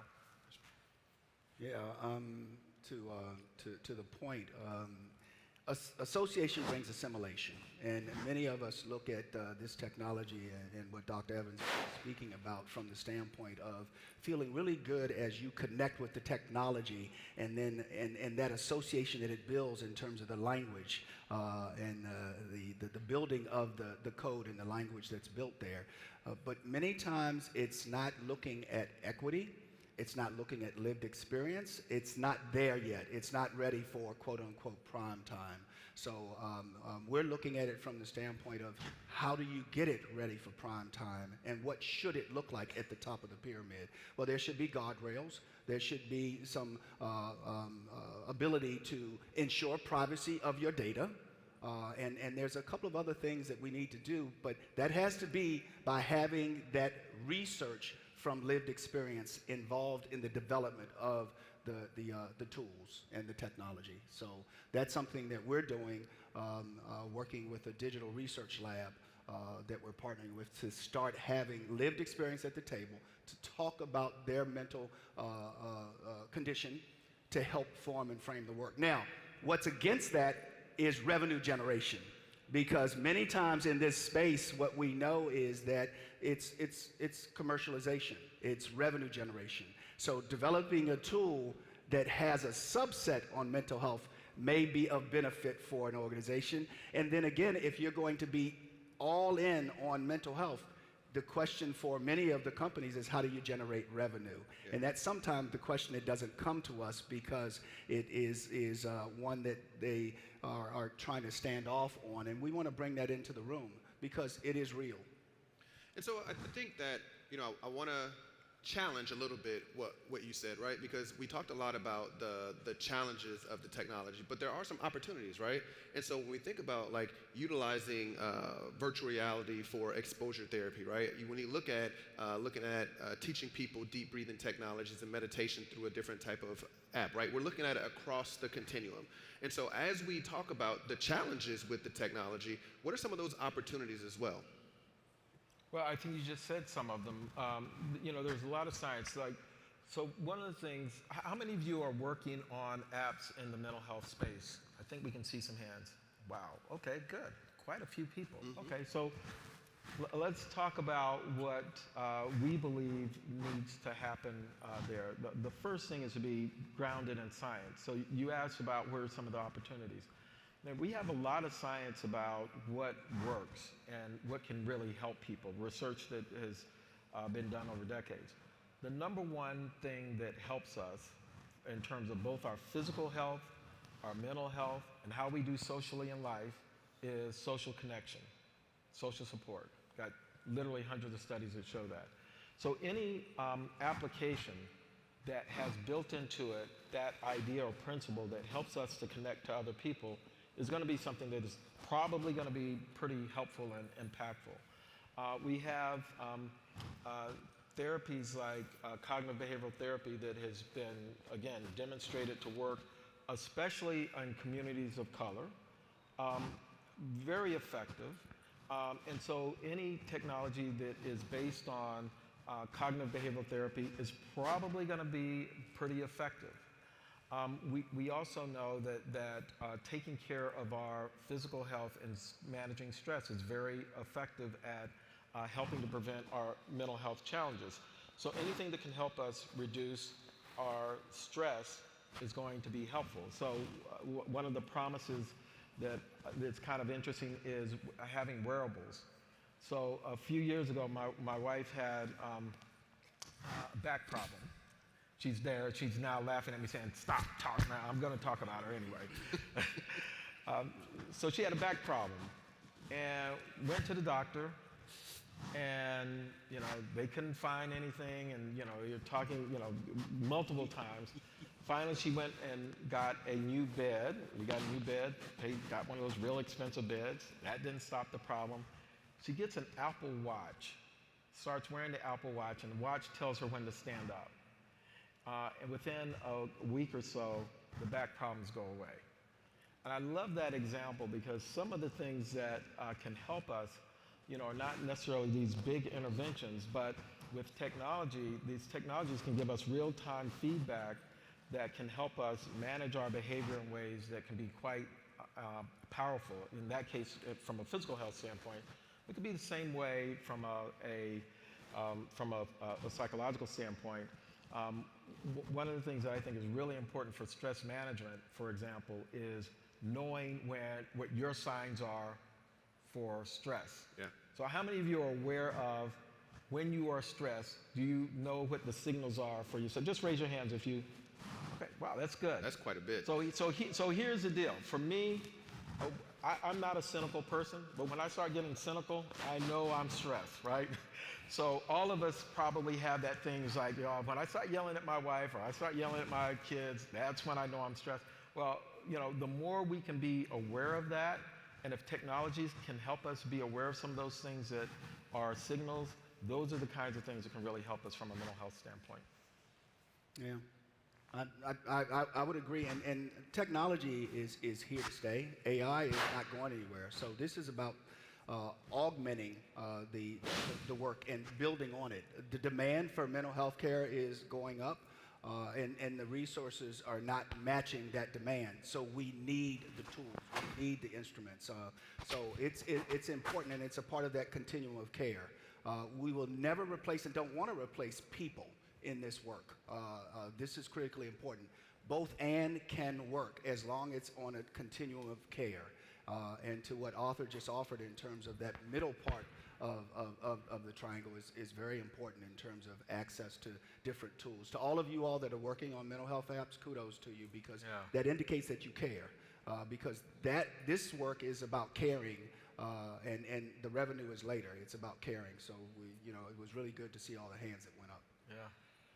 I think it's one of those times where, this is one of those did you know moments. So the top 5 leading mental health organizations are currently ran by Black people, right? And so shout out to American Psychiatric Association, Marquita Willis, Psychological Association, Dr. Evans, Dan Gillison from NAMI, and then Sean Boyens was the former CEO for the American Counseling Association, and then there's me at the National Association of Social Workers. So one of the things that we get to do is we get to bring and center the lived experience of Black and brown people into the work that we do, right? And so this is how we connect this leadership in the next generation. And so one of the questions that I want to ask you is, how do we ensure mental health technology respects cultural context, privacy, and lived experience in the work that we do?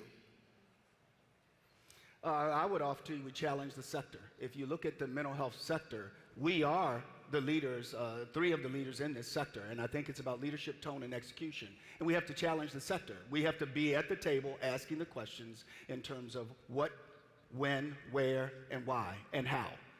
So I would offer to you that being able to work with you all on this from the standpoint of asking those questions is very important, and make sure that this work is not designed without us, it's designed with us. So these kinds of sessions are very important to keep the conversation going, to get the conversation going, and Arthur and the APA is much further ahead in their maturation on AI than we are. At NAMI. We're in it, but we know we're in it because of the lived experience and where it's going to go. Arthur and APA are further along in their diagnosis of the partnership with AI, but we see it as something that has to be both and. But I think it comes to us asking the questions and having seats at the table in the right forums. Mm-hmm. We definitely need to have seats at the table, and I think no matter where you're at in your organization, you're in a position to have a voice. And as Barbara Jordan used to say, the former Congresswoman, if you're not invited to the table, I'm probably messing up her thing here, bring your own table. Bring your chair, your folding chair, and make a way at the table. Yep. I think that's really important. And the fact, you mentioned that most of the major mental health organizations in the country right now are run by Black folk. I think that is a really significant point. And one of the things we have to challenge ourselves around is, okay, we're here, but does that matter? Are we going to do the same things that everyone else has always done? Or are we going to use this as an opportunity to make progress on these issues that are often neglected? And I think most of us, I'm a psychologist for over 30 years, but most of my time I was somewhere down in the hierarchy of an organization. I don't care where you're at in your organization, You got a voice. How do you use that voice? Don't wait till I get to be the CEO or the commissioner before I speak out on issues. So I think if all of us, everybody in this room did their part, whatever that part is, that's how we make progress on these issues. No, and I agree. I think that this is the opportunity, right? You know, a lot of times we hear the conversation, oh, you know, the younger people are the leaders of tomorrow. No, they're the leaders of right now, right? And there's an opportunity for everybody in this room to make sure that as we are designing, thinking about, and developing tools that impact mental health, but also impact the community, you have to be at that table and asking the important questions, because if we're not on the front end of that development, it's usually going to affect us on the back end. And by that time, the development is already out there and gone to do what it's going to do, right? And so the more that we are at the design and development phase, the more we can start to ask these challenging questions about how does this impact the culture? How does this impact people's privacy? What are the lived experience? There's a great example of that right now in PG County, where they're trying to build a data center in PG County, which is 60% black, right? And we all know the environmental justice and the environmental harms that can be caused to the black community when you're building a data center in their community, right? And so when we think about the decision making of those decisions, like who was in that room when that was made, and how can we then advocate for that to be moved to a different area, right? Because we don't hear a lot of affluent communities worried about a data center being put in their backyard. And so we have the opportunity to effectuate change, but also advocate at that same time. But before you move on from that, you know, one of the things I've been thinking a lot about is where we find ourselves on issues like DEI, right? Completely under attack. Now, I believe, I'm going to say something a little controversial. Thank you. You got it. Couldn't think of the word. Controversial. You know, I think that the reason that DEI was so vulnerable was the way we approached it. We have to have strategies that don't put the work that we're doing at risk. And I think when we build things and we put it over here and we say this is to help a certain group, that puts us at risk. What we got to do is figure out how to deal with these issues in a way. We have to speak the language of the environment that we're in. We got to use that language. We got to use what's important for those environments that we're in, and we got to build stuff in so that you can't attack these issues without attacking the whole, right? So let me give you an example. So in my organization, I purposefully didn't build a whole set of sort of EDI. We have an office like that, but what I did is I said, every person in my organization has to have goals related to equity, right? So if you're the chief publisher, I want to know who's publishing in our journals. If you're the chief science officer, I want to know what are we doing to make sure that the research that is being produced in the country is reflective of the communities. If you're the chief practice person, I want to know what are we doing to reduce disparities and improve overall outcomes. So when you embed in all of the places of an organization, it makes it much more difficult for people to attack it.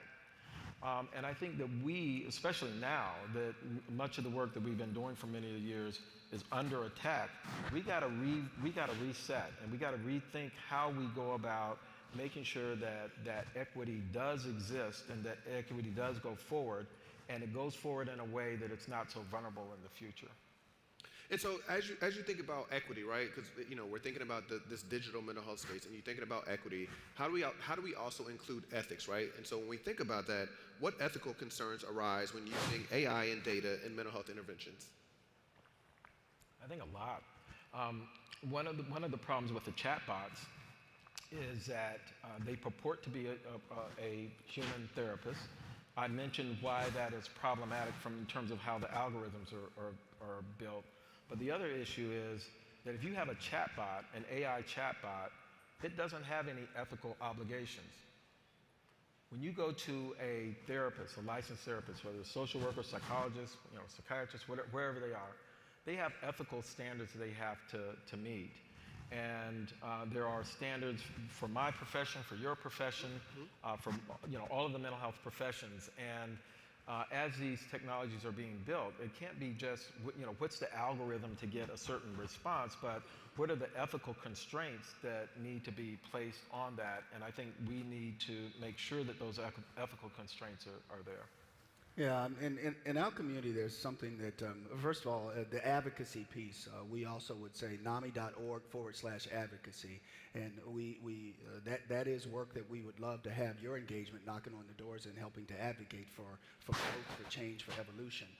Now, coming to this question here regarding the work, we also experience something often called ACEs, adverse childhood experiences. How do those adverse childhood experiences go into the algorithm of a software tool to actually comprehend how you have responded to those adverse childhood experiences and what that looks like in your continuum of care in terms of mental health? These are all, the power is in the question. These are all the questions. These are the questions that have to be asked and answered in developing these tools. And I think that that's very important, that we have the opportunity to ask those questions and say that if you look at the attributes of adverse childhood experiences, what does that look like when it comes down to the development of a software tool?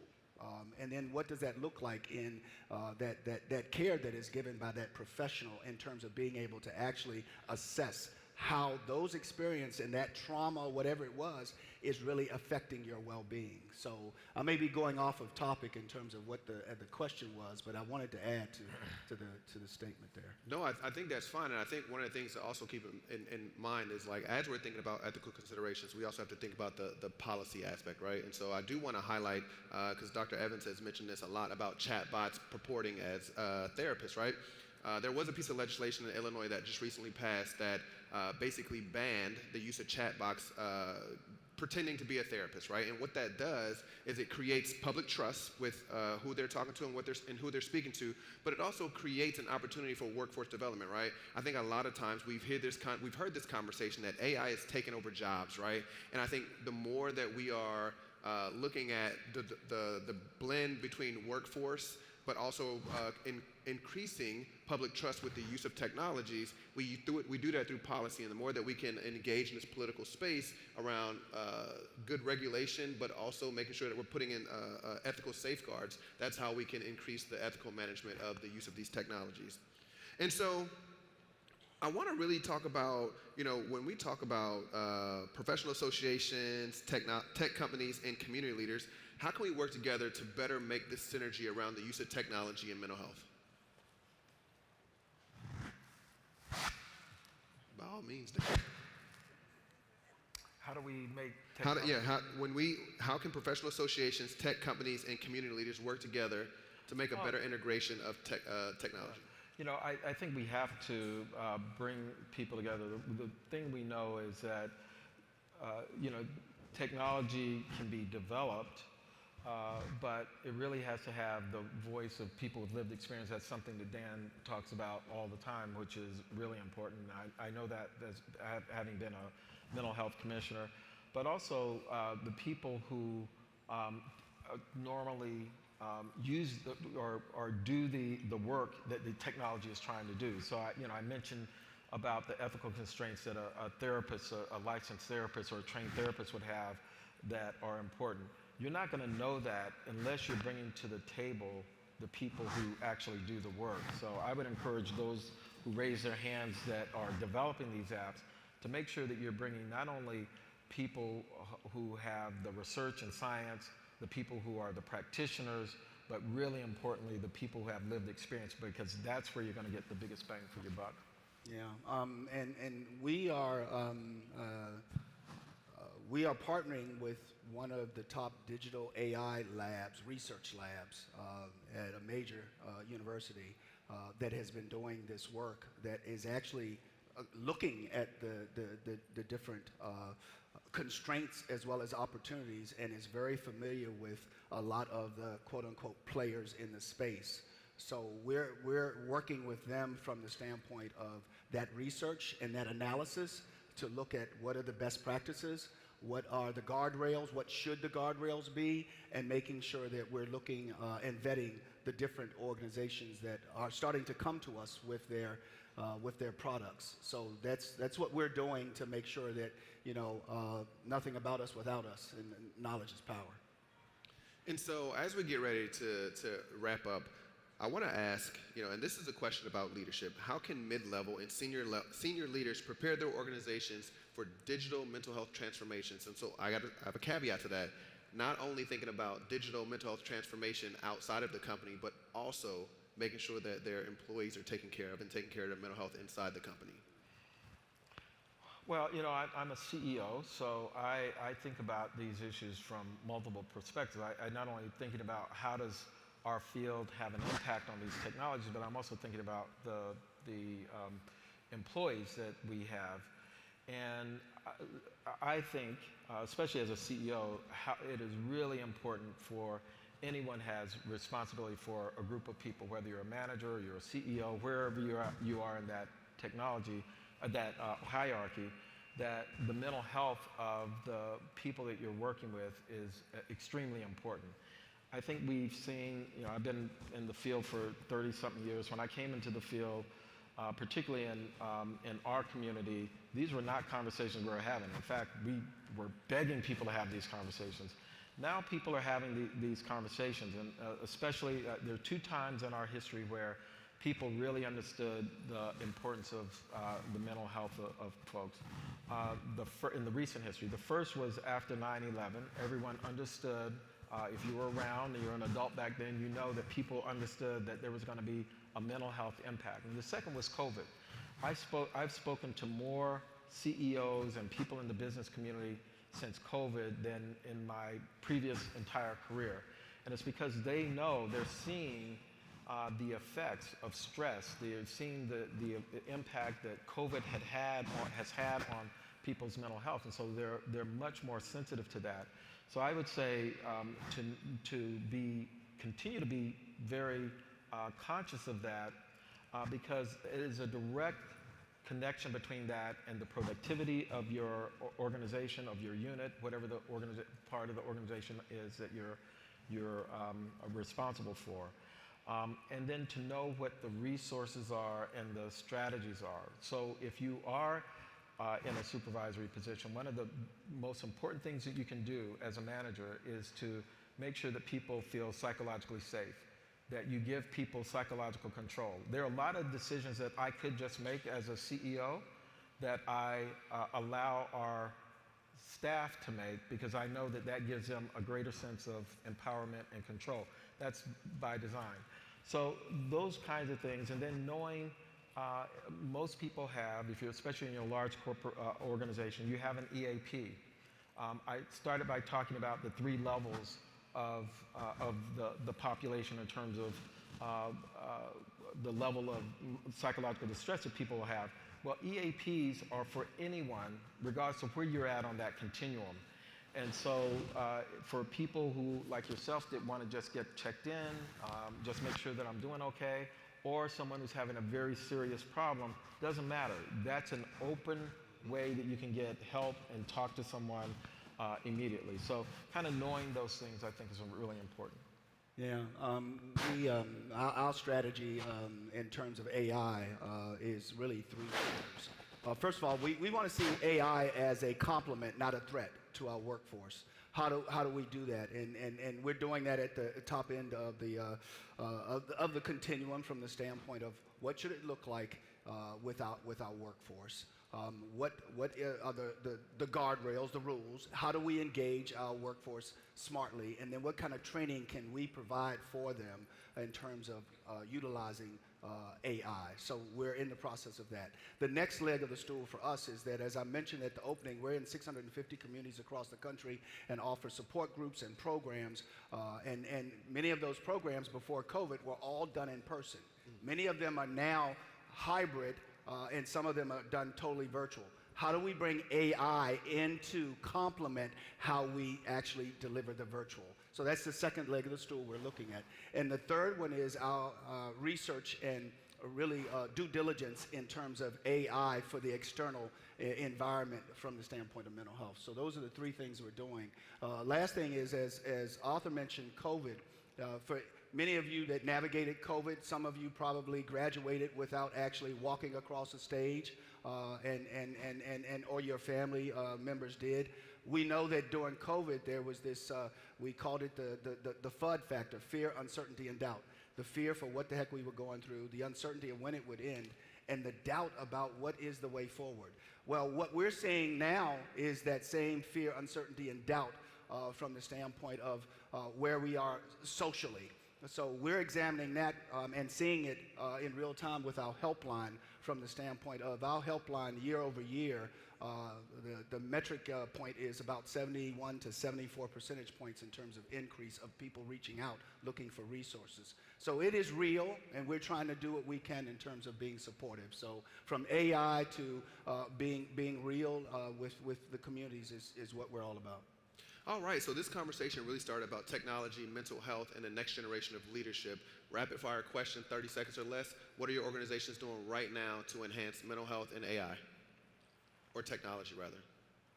Well, one of the things we're doing is we're putting out advisories about some of the risks and harms. So any of you who are working on these kind of technologies, especially with youth and young people, the American Psychological Association has a health advisory. We lay out, here are the risks for the use of AI and social media, and here are the kinds of things you can do. So that's one of the big things. And then on the other hand, we are looking at tools like digital therapeutics and other tools, and we are actually, we have a badging program that looks at certain criteria and evaluates these technologies to see if they are safe to use and potentially effective for people. So, yeah.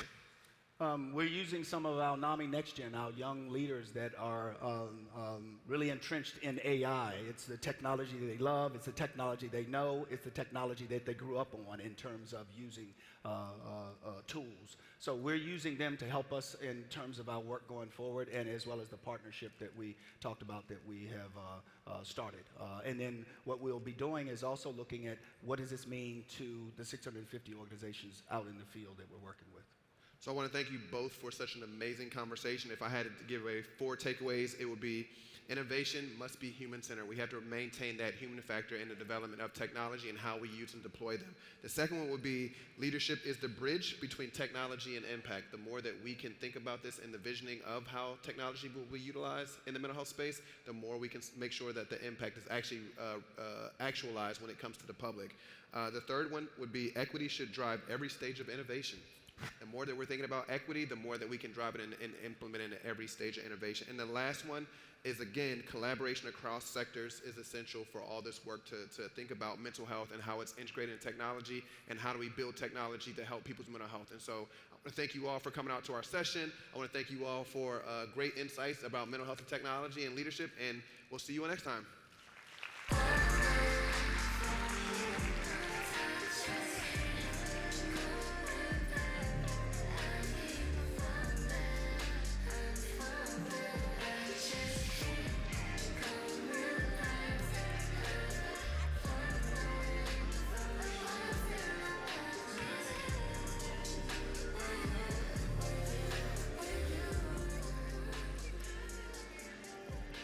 That was incredible. Thank you to our panelists for that deep dive into mental health, tech, and leadership.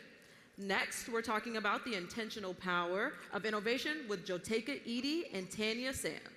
Jotica Edy is the founder and CEO of Full Circle Strategies, where she leads strategic initiatives at the intersection of social impact, innovation, and equity. Known as a problem solver and a change maker, she advises companies and organizations on building inclusive, forward-thinking solutions. Tanya Sam is the co-founder of Elizabeth and Minnie Publishing and a tech entrepreneur focused on empowering underrepresented communities. She combines her background in healthcare and innovation to support emerging founders and amplify diverse voices in business and media. Please welcome them to the stage for Win with Black Women, Lessons in Digital Innovation.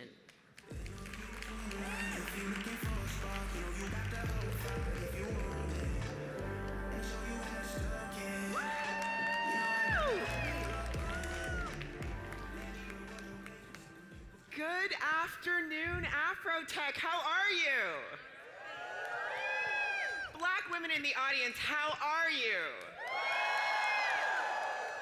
My name is Tanya Sam. I'm thrilled to be here. I have goosebumps seeing this beautiful audience, and of course to have this incredible conversation with Jotica. Welcome to AfroTech. It is so awesome to be here and to be with another beautiful Black sister in tech, and just really to be here at AfroTech. I was telling you backstage that I remember the very first AfroTech. Shout out to anybody who was there in, I believe, 2016. 2016, I think it was about maybe 500 or 600 folks there, and to see where AfroTech has grown, it just makes my heart just burst with all kinds of love and just happiness for our people. I agree. Well, let's get started. We are in a moment where innovation often feels like it is outpacing our ethics, our community needs, and our desires. And yet leaders like yourself show up, stand us, and tell us that we can create innovation with intention.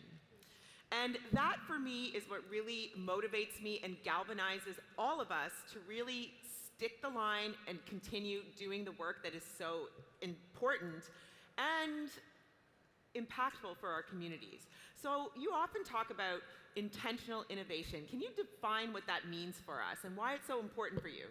Well, when I think of intention, I think about how are you purposeful?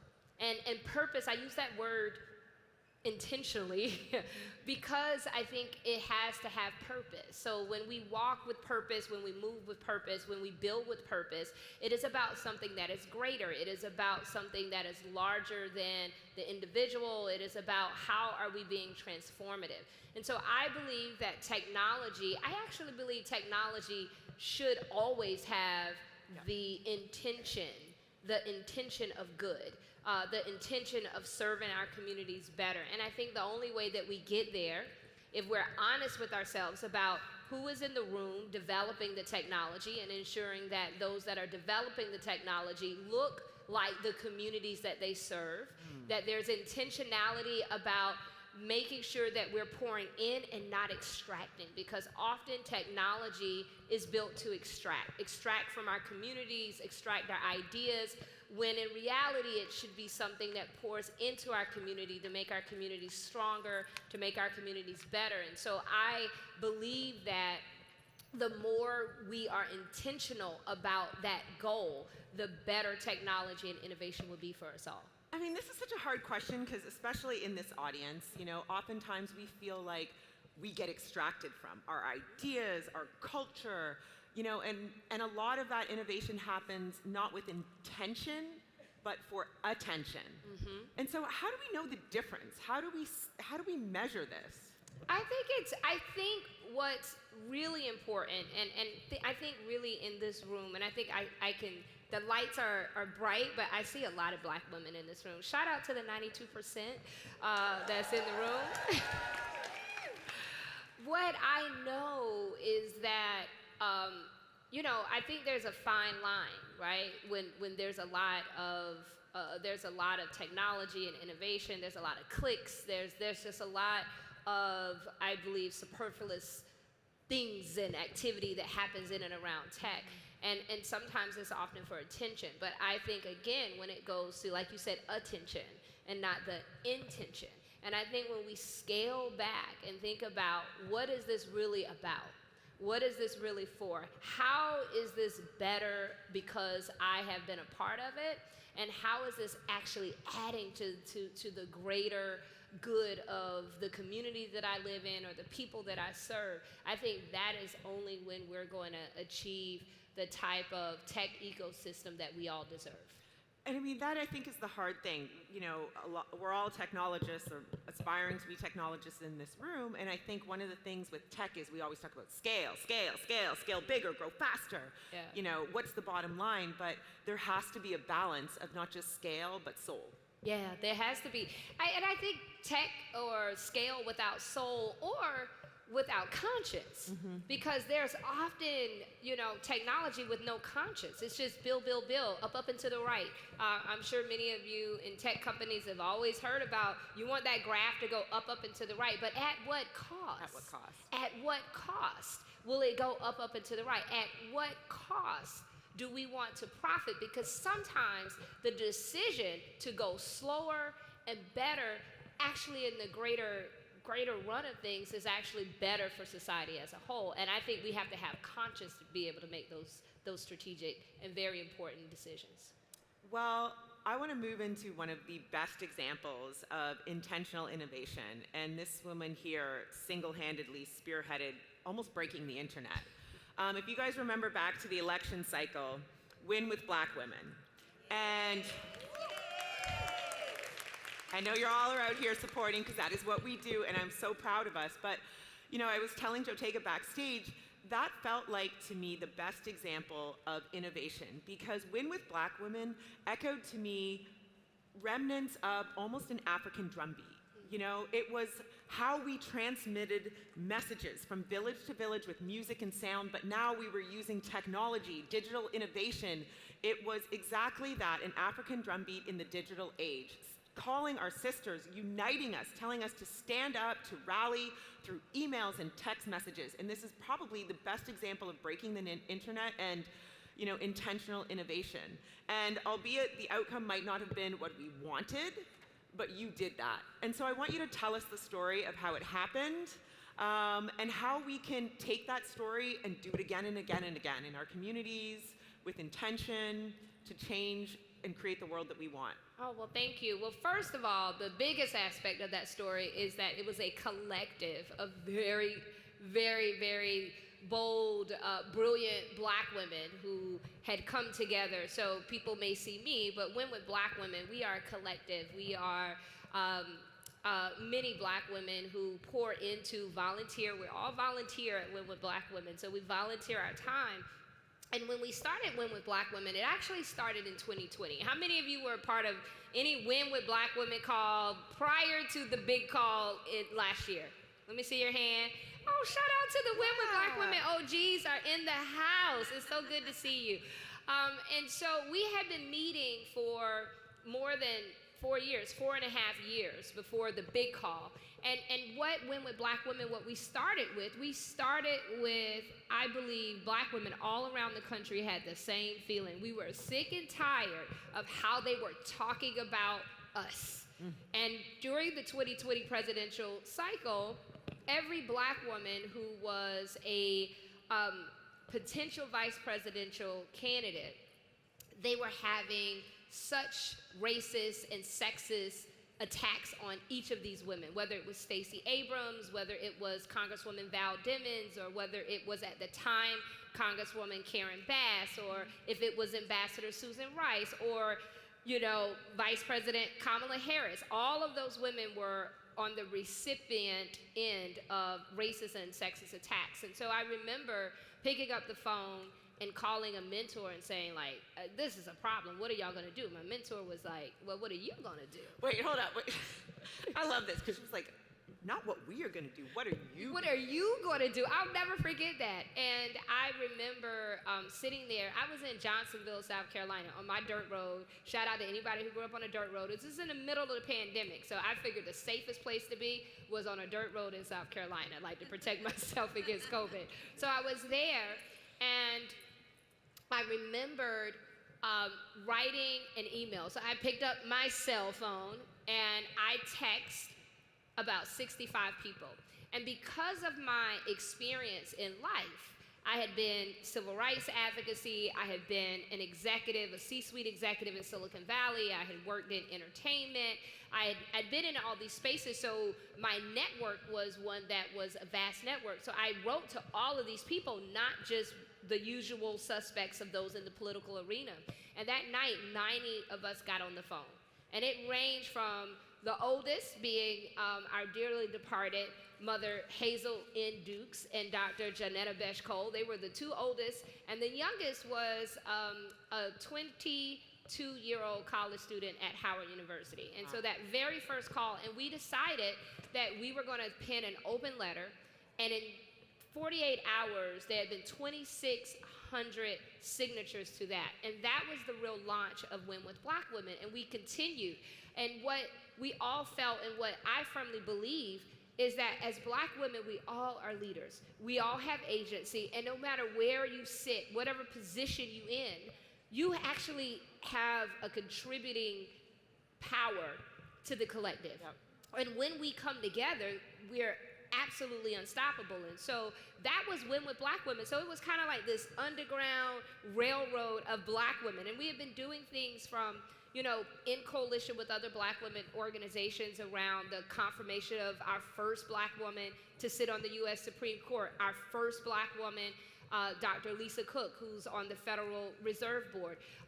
We also would gather and show force in moments, for example, when there was the backlash against The Little Mermaid, and for those of you who have been a part of Win with Black Women would remember that we bought out 100 theaters on opening weekend, or we partnered with the WNBA Players Association, which was led by a Black woman, and worked to help to advocate for the release of Brittany Griner. And so that night in July, we had already had a meeting planned. And we met most Sunday nights. And I'll never forget Congresswoman Joyce Beatty, who I love dearly. Anybody who is from Ohio, she is someone that I love dearly. She is my soror. Yes, shout out to all my sorors, Delta Sigma Theta Sorority Incorporated, that's in the house. I love it. Hey, sorors.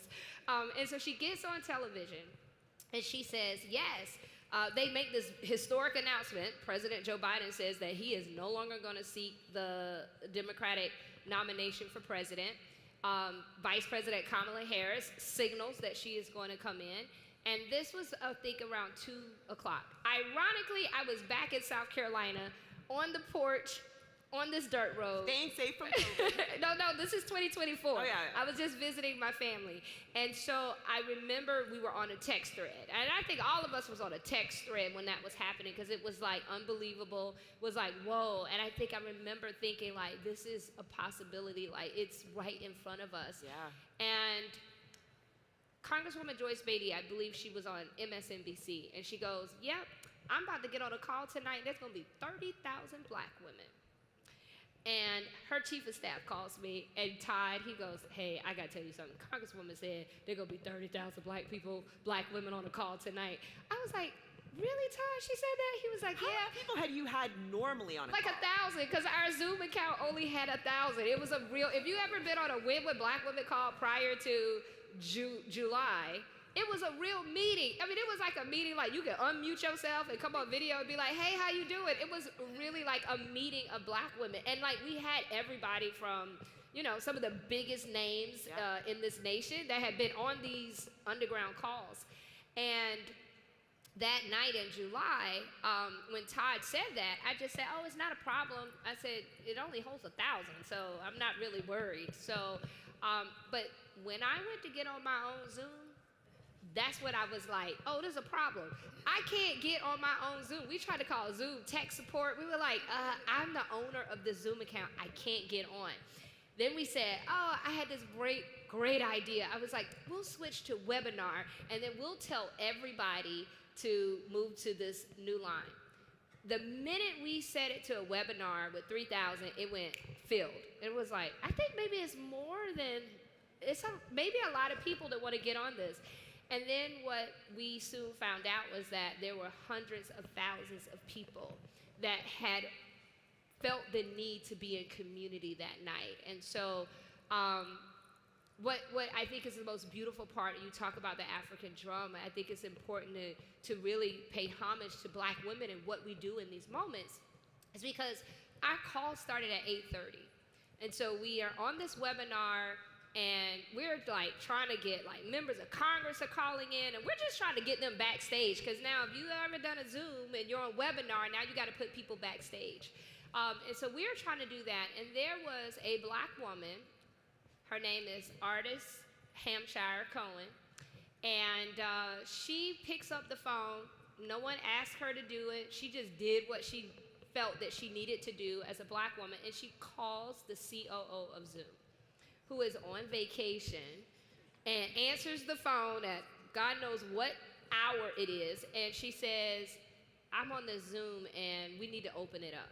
And so in real time, the engineers at Zoom went into our Zoom account and opened up the Zoom. And that is how we went from 3,000 to 44,000. But the reality is that this happened around 10:30, so we were 2 hours in. Yep. And by that time, there were 30,000 people in Clubhouse. There were people on free conference call lines. There were people on Zoom of Zooms. I remember someone said, yeah, I was on a friend. She had a Zoom, and she put her phone to the computer so that we could watch it. But what was happening was community, and it was a powerful moment that no matter the result of the election, no one could ever take that away from us. No one could ever take away the power that we yielded as Black women, set an example.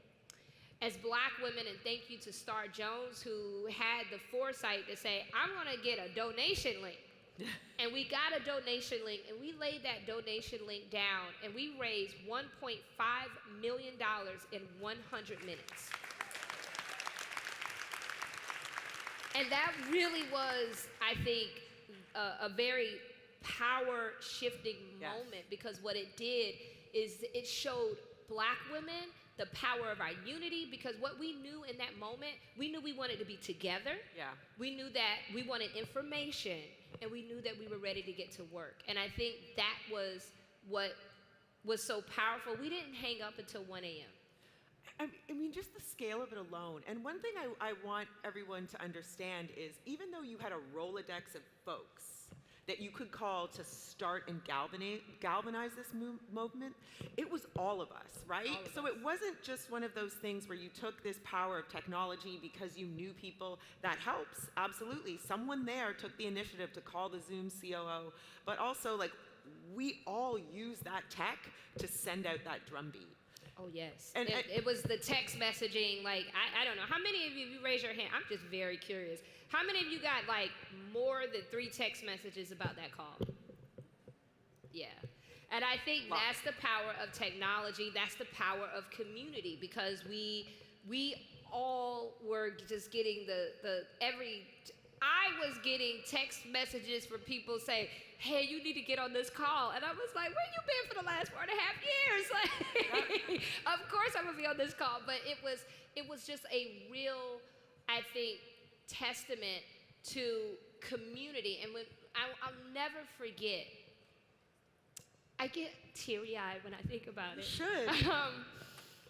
I'll never forget the feeling that I had when I had to hit.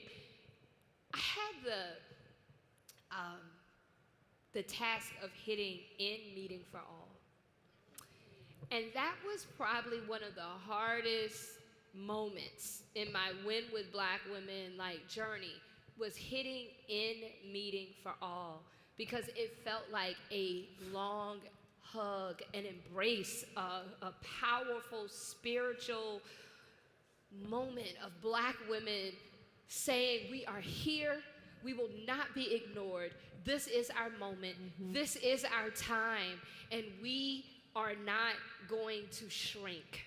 And that's what it felt like. And so to hit in meeting for all felt like I was disbanding this hug, this embrace, like you said, this African drum that we created. And what we created, it inspired so many others. And so there was just a seed, and shout out to all of the Black men and any of the Black men in here that was on that call, but all of the Black men that got together on the very next day. Yes, and did their own call. And they did their own call, 55,000 of them. And then there was a cascade of calls that took place from white men to Southeast Asian women to the Star Trekkies, the nerds, the train lovers, the cat ladies, the There was Swift everything, and I loved that. Yes, there was a place for everything, everyone and everything in that. So as we've sort of moved forward, Win with Black Women is alive and well. You continue to work, span your work from corporations to grassroots organizations.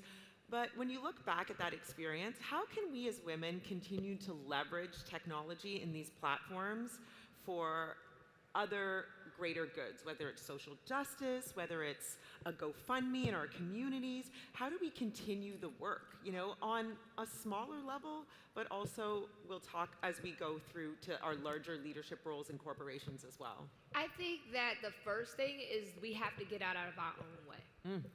I was in my own way when I was recruited from the NAACP to go into Silicon Valley. And we often will try to figure out the perfect, and we just need to just step in and do it. When I think about Win with Black Women, like it literally was a email that I wrote on my cell phone to 65 friends. And it literally was just like, hey girl, hey, we need to do something, wanna get on this Zoom. And that's how it started. And I think we should never underestimate our ability to be the pebble that creates what can be a ripple of change. And I think that we often will wait and wait and wait to try to be like, it's just not right, it's just not the right time. It is never gonna be the right time. But it's always the right time. It's always the right time. And I think that's the important aspect that I would, particularly for Black women, and I think that I would say for all of the Black women in the audience, is that we have always been the influencer. We have always set and defined culture. Long before there were algorithms, long before all of this was created, we were the trendsetters, and we continue to be. And I think we should never underestimate our ability to influence, underestimate our ability to create change. And I think we should lean in to technology. Yep. I think I believe there are people who want us to think that we don't belong in this industry. There is an absolute necessity and need for us in this industry because we're the most educated demographic in this country. We start businesses at faster rates than any other demographic in this country, and we're just smart, and we're talented, and we're hustlers, and we know how to figure it out. That's what Black women have been doing since the dawn of time. And when we keep that mindset and move into innovation, I believe that we are marrying the best of who we are with the technology and innovation that will only allow us to amplify and really be a force multiplier.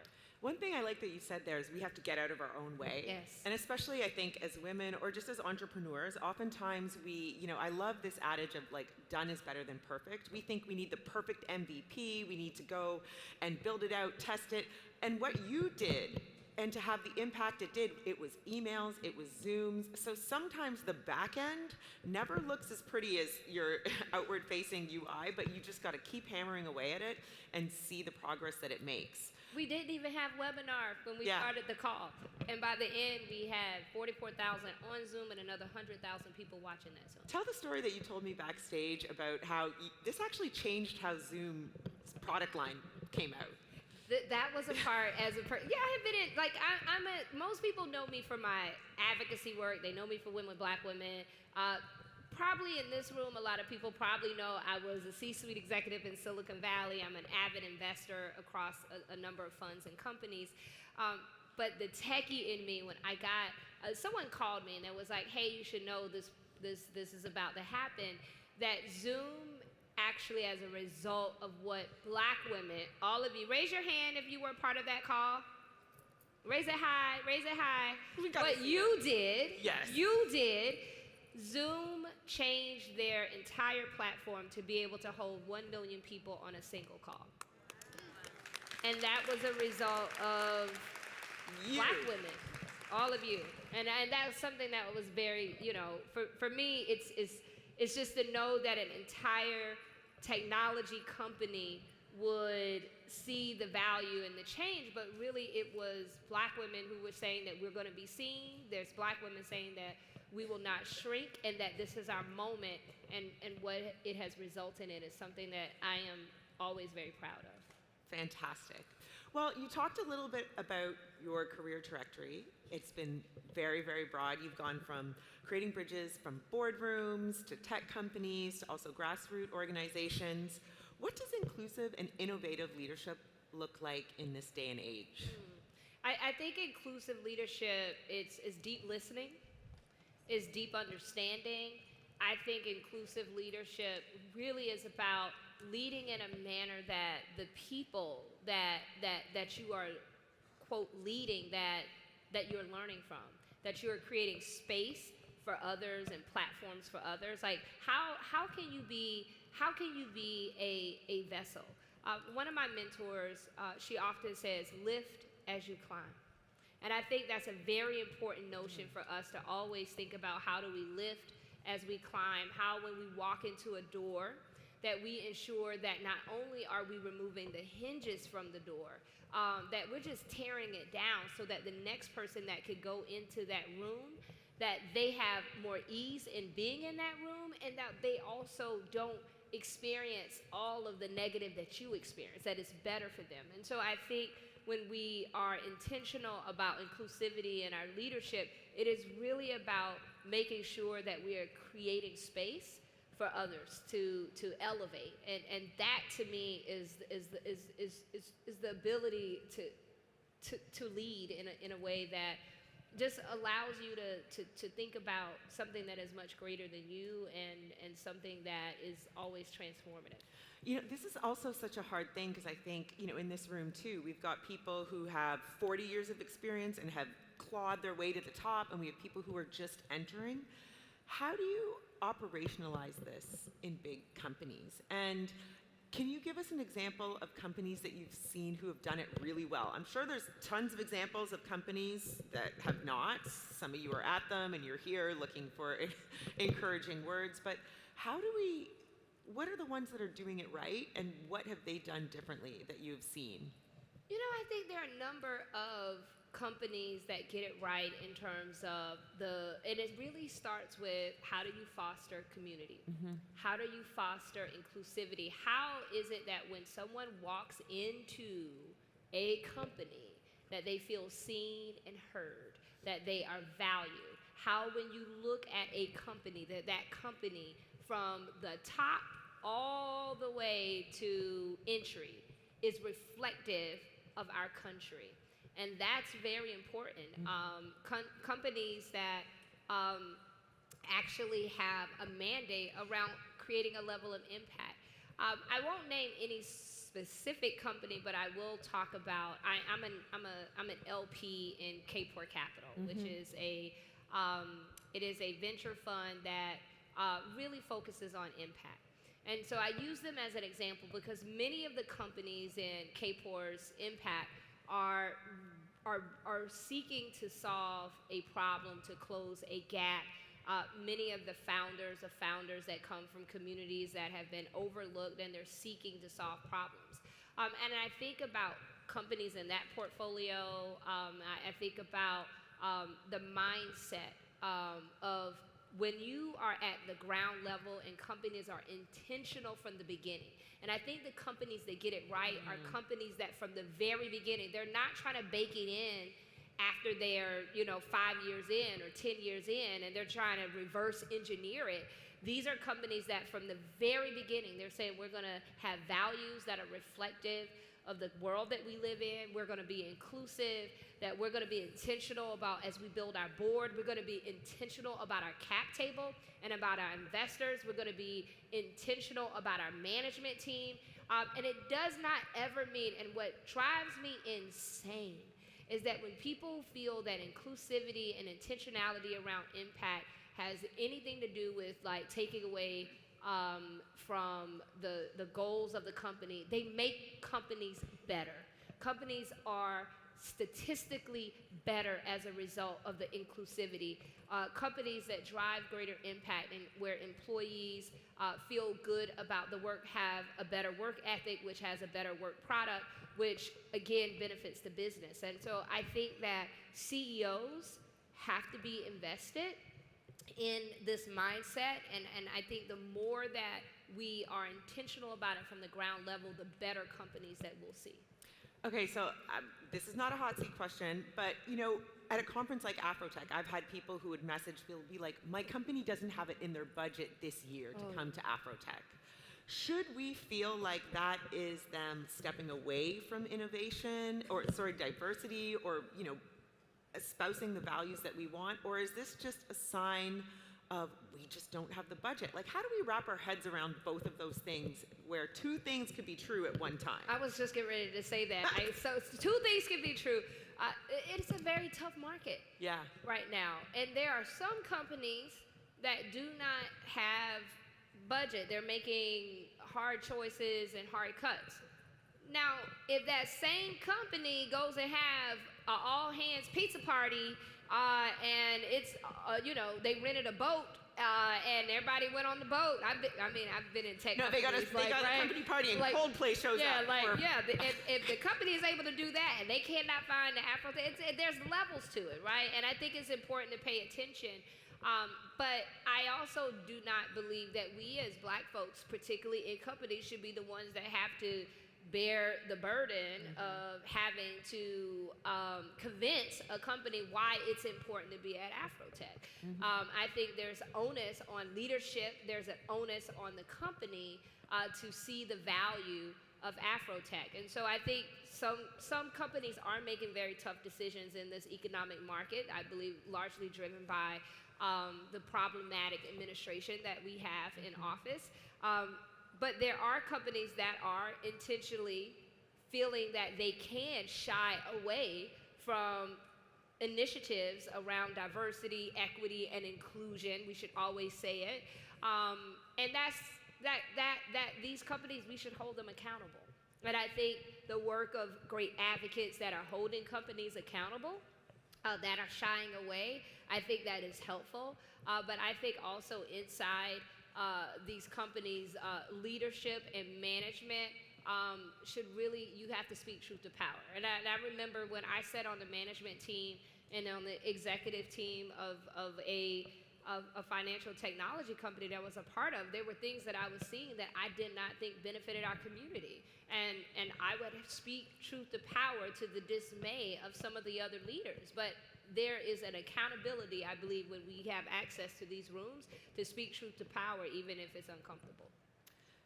So from truth to power, bringing us back to technology and sort of with the lens of, again, what the future will hold, right? So we've got so much innovation happening, but we're trying to be intentional with how we create it in our workplaces, but also how we can use it for social good. Let's talk a little bit about the future right now, because we'd be remiss if we did not bring in conversations on AI, social good, and how that looks as we build out, company landscapes. Talk about what you think the future is going to look like as we start creating digital innovation, some of the trends that are exciting you. We talked a little bit about this backstage, but what's getting you excited right now? I'm very excited about AI. I also have lots of concerns about AI because I believe data is always king and queen. And so we as a community, I think we have to be mindful of data, our own data, how data is controlled, mis and disinformation. But I believe that AI is the absolute future. I believe everybody in this room within the last week have used some form of AI, or you have interfaced with some form of AI.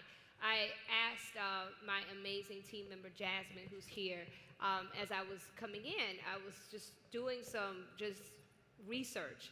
And one study showed that there were 250,000 AI jobs created in 2025 alone. That there's some type of AI interface, that we know that AI has right now, I think some estimates of a $750 billion market cap. So it is an industry that is a multiples of $1 billion industry. There are jobs, every job will interface with AI in the future. And I think it is absolutely imperative for us to lean into AI while holding it accountable. I think two things can be true at the same time. That we have to engage, we have to learn, because what is going to happen, and I was sharing this with Roland Martin just before I came in here, is that there is a fast-moving train, and it is called AI. And either we're going to be on the train or the train is going to run over us. And I think that that's the harsh reality. And there is going to be when you think about history and you think about the moments where there have been sort of great divides, the Iron Age, the digital age, that created really great divides in our country. And I believe that AI will be the next greatest divide that is created. And it is my hope that we are not left behind. We cannot be left behind. And so we have to teach our children about AI, that we have to utilize these AI tools while being careful and very intentional about our data, about what's going in there. I think we have to do all of those things. And I think it's wonderful when you think about, like the K-Port Center, or you think about organizations like the NAACP or organizations like the Lawyers Committee that are really looking at how there's policy that's created that creates guardrails around AI, but we should not ignore it. Ignoring it, I believe, would be the detriment of the future of our livelihood as a people. Absolutely. And I mean, I'm sure you guys are going to hear this. There will be so many talks all week about AI, but just also we have to be the ones that are also making the inputs, right? Be owning what goes into it. And, one of the sayings that we always talk about in the AI, garbage in is garbage out. And if we are not the ones creating our narratives, creating the inputs that are specific to us, like, we sort of get lost in that. So I appreciate that, and I think that is going to be one of the biggest pieces that will really push through as we talk about innovation in the digital world as well. Now, as we go through this, I want to talk about some of your non-negotiables, right? We've talked about equity. Yes. We've talked about how we bring sort of innovation into the corporate world, into the boardrooms, into, everything from the NAACP. Tell us about, like, from your perspective and experience, what are some of the non-negotiables that we need to see as we're building intentional innovation? Oh, I think one big non-negotiable for me is values. And I think that is something that we can never negotiate. Like, we cannot ever go in and sell ourselves short of what we deserve as a people, what our communities deserve. I think we have to always go in and just say, look, this is not negotiable. Like, the livelihood or the welfare, the safety of our communities, they can't be negotiated off the table. And I think it gets dangerous when we start to negotiate or chip away with the values of and the safety and the integrity of the communities that any type of technology or innovation is seeking to touch. Okay, I'm gonna ask a couple questions as we wrap this up. You had such an incredible, galvanizing movement with Win with Black Women. How do folks sustain the momentum? After you've launched it, what's beyond the hashtag for your organization? And how do those of us in the audience who are trying to create such a viral effect in our own companies, whether it's marketing, whether it's your own business, how do we sustain the momentum moving forward? I think the most important part, like Win with Black Women, we're very core on 3 goals. Speaking out against racism and sexism against Black women, no matter where it happens, whether she's in the political realm or entertainment or in sports. 2, working in our individual capacity to elect Black women up and down the ballot. And 3, working to lift up the collective power and image of Black women, and particularly that of Black women-led and centered organizations. And that has always been our core. That is what we say at the beginning of almost every meeting that we have ever had, which takes place almost every Sunday. We've now moved to every other Sunday. But that has always been our core. And what I believe sustains Win with Black Women is really the heart. It's the heart of what we do. It's not, we've done a lot of great things. In the 2024 election cycle alone, and thanks to Rachel Norlander, and who led all of our media engagement, that if the earned media, I looked at a chart that the media firm had gave us, and largely most of Win with Black Women's media was just incoming. It was like a water hose. And then I looked at a snapshot, and I had saw that Win with Black Women and Black women, like Win with Black Women, had been mentioned on every continent, every single continent. And I was like, wait, this is like Sri Lanka and like all of these places, Vietnam and Australia and New Zealand and Bolivia and all of these countries. And I just was blown away with the impact and the power that Black women had around the world. And I looked at more statistics that if we had paid for all of the mentions, all of the in advertising, it was at the value of $1 billion of what took place. And all of those statistics are true, but what sustained us was the heart. It was the connection. It was the belief in ourselves. It was the community. That's what sustains us. That's what continues to sustain us. That's why Black women still, we had, I think, 2,100 Black women on our call last Sunday. And so we continue to have Black women that are gathering because, one, we need each other. Yes. Two, we recognize that when we come together, there is an innate power. And that's not just Black women. I think that's Black people. I think that's the power of AfroTech. AfroTech in 2016, I believe there was maybe 600 people there. I saw it with my own 2 eyes. And I walk in here and I see over 30,000 of us. That is the power of community. And I think what sustains AfroTech, what sustains Win with Black Women, is this deep desire for us as a people to be together and for us in unity to never shrink. Ooh, Jotica, thank you.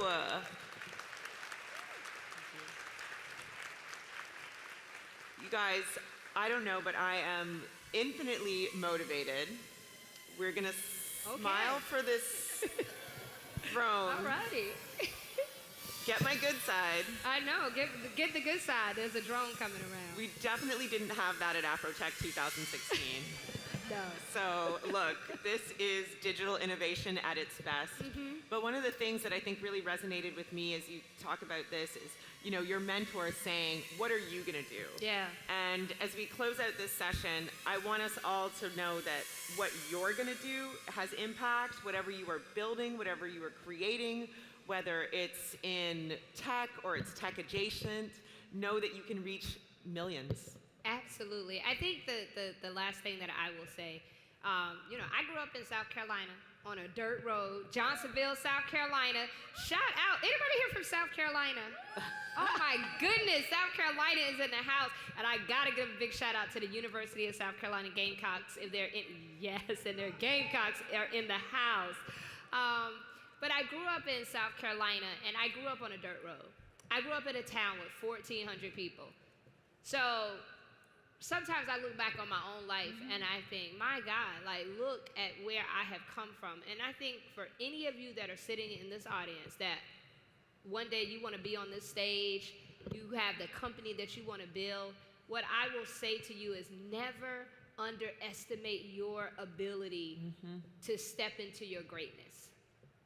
I often, when I'm speaking, I tell the story of the African bamboo tree. And the African bamboo tree, I think what is fascinating about this bamboo tree is that it stays dormant for 5 years.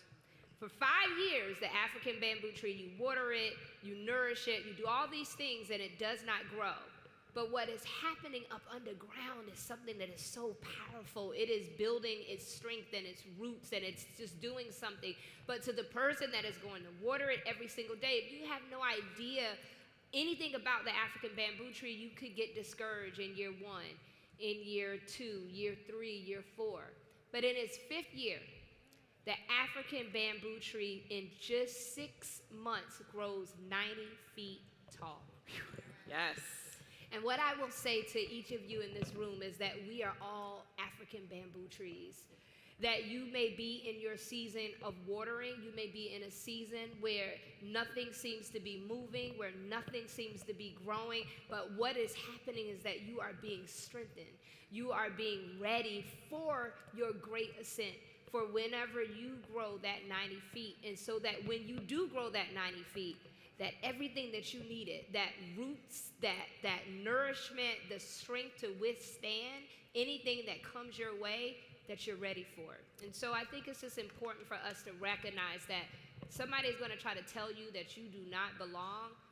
Never, ever allow a world or systems that were not built with you in mind to validate who you are.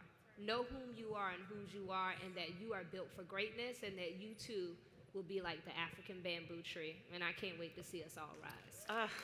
Miss Jotica Edy, thank you. Thank you, thank you. AfroTech, this woman is a leader. You are incredible. You know, to paraphrase John Lewis, like, keep moving with good innovation. And thank you so much for your words here. And I feel like a tree. Oh, I like love a it. strong tree. Thank you. Thank you. Hey. Good.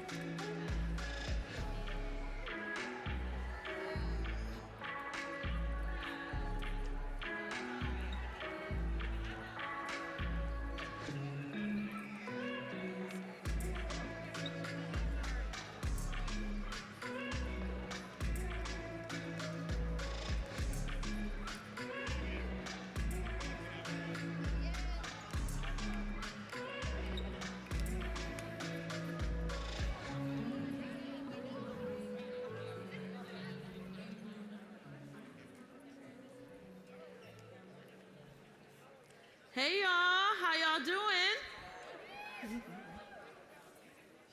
How's your AfroTech experience been today thus far?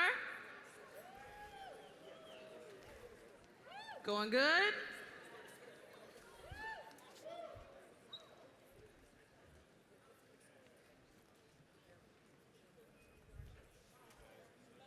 Very popular here. Very popular. What'd y'all do during the break? When we took our lunch, what'd y'all do? Did y'all mix, mingle, network, meet anybody interesting?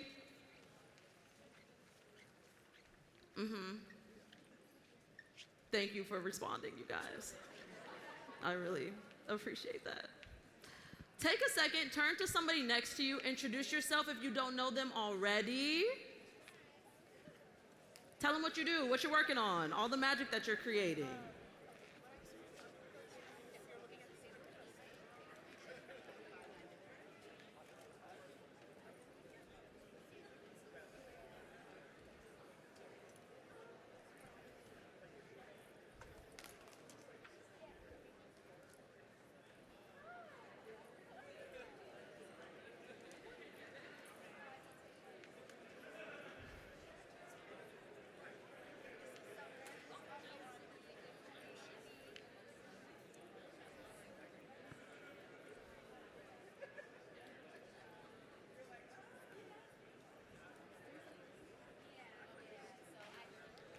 Okay, y'all, I have a question for you.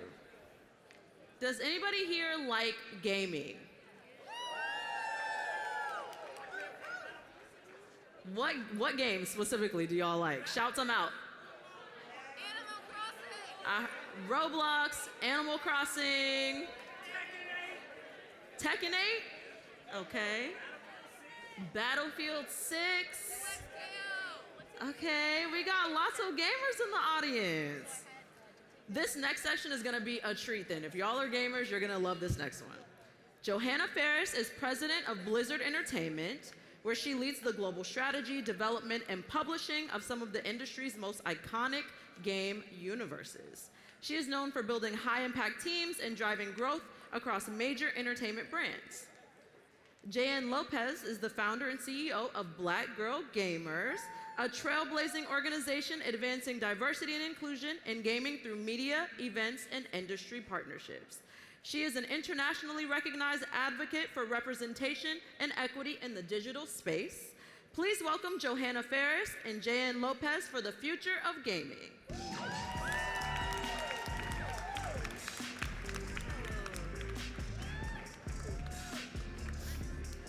Hello, hello. Hi. Hello, everyone. Can you hear me? Yeah? What's going on? I know you didn't expect this accent. What's going on? Yeah, see, I see it. I heard some gamers. Yeah, you heard some cheering. gamers. All 5 of you. But we'll get there. We'll get there. Definitely. Well, welcome to this talk, joined by Johanna Ferris, President of Blizzard Entertainment. We're going to talk about the future of gaming. Before we get into gaming, though, I want to talk to you about you. And I immediately just want to give you your kudos. Johanna is one of 2 black women leaders in the gaming industry at the top tier. Can we please just give her kudos?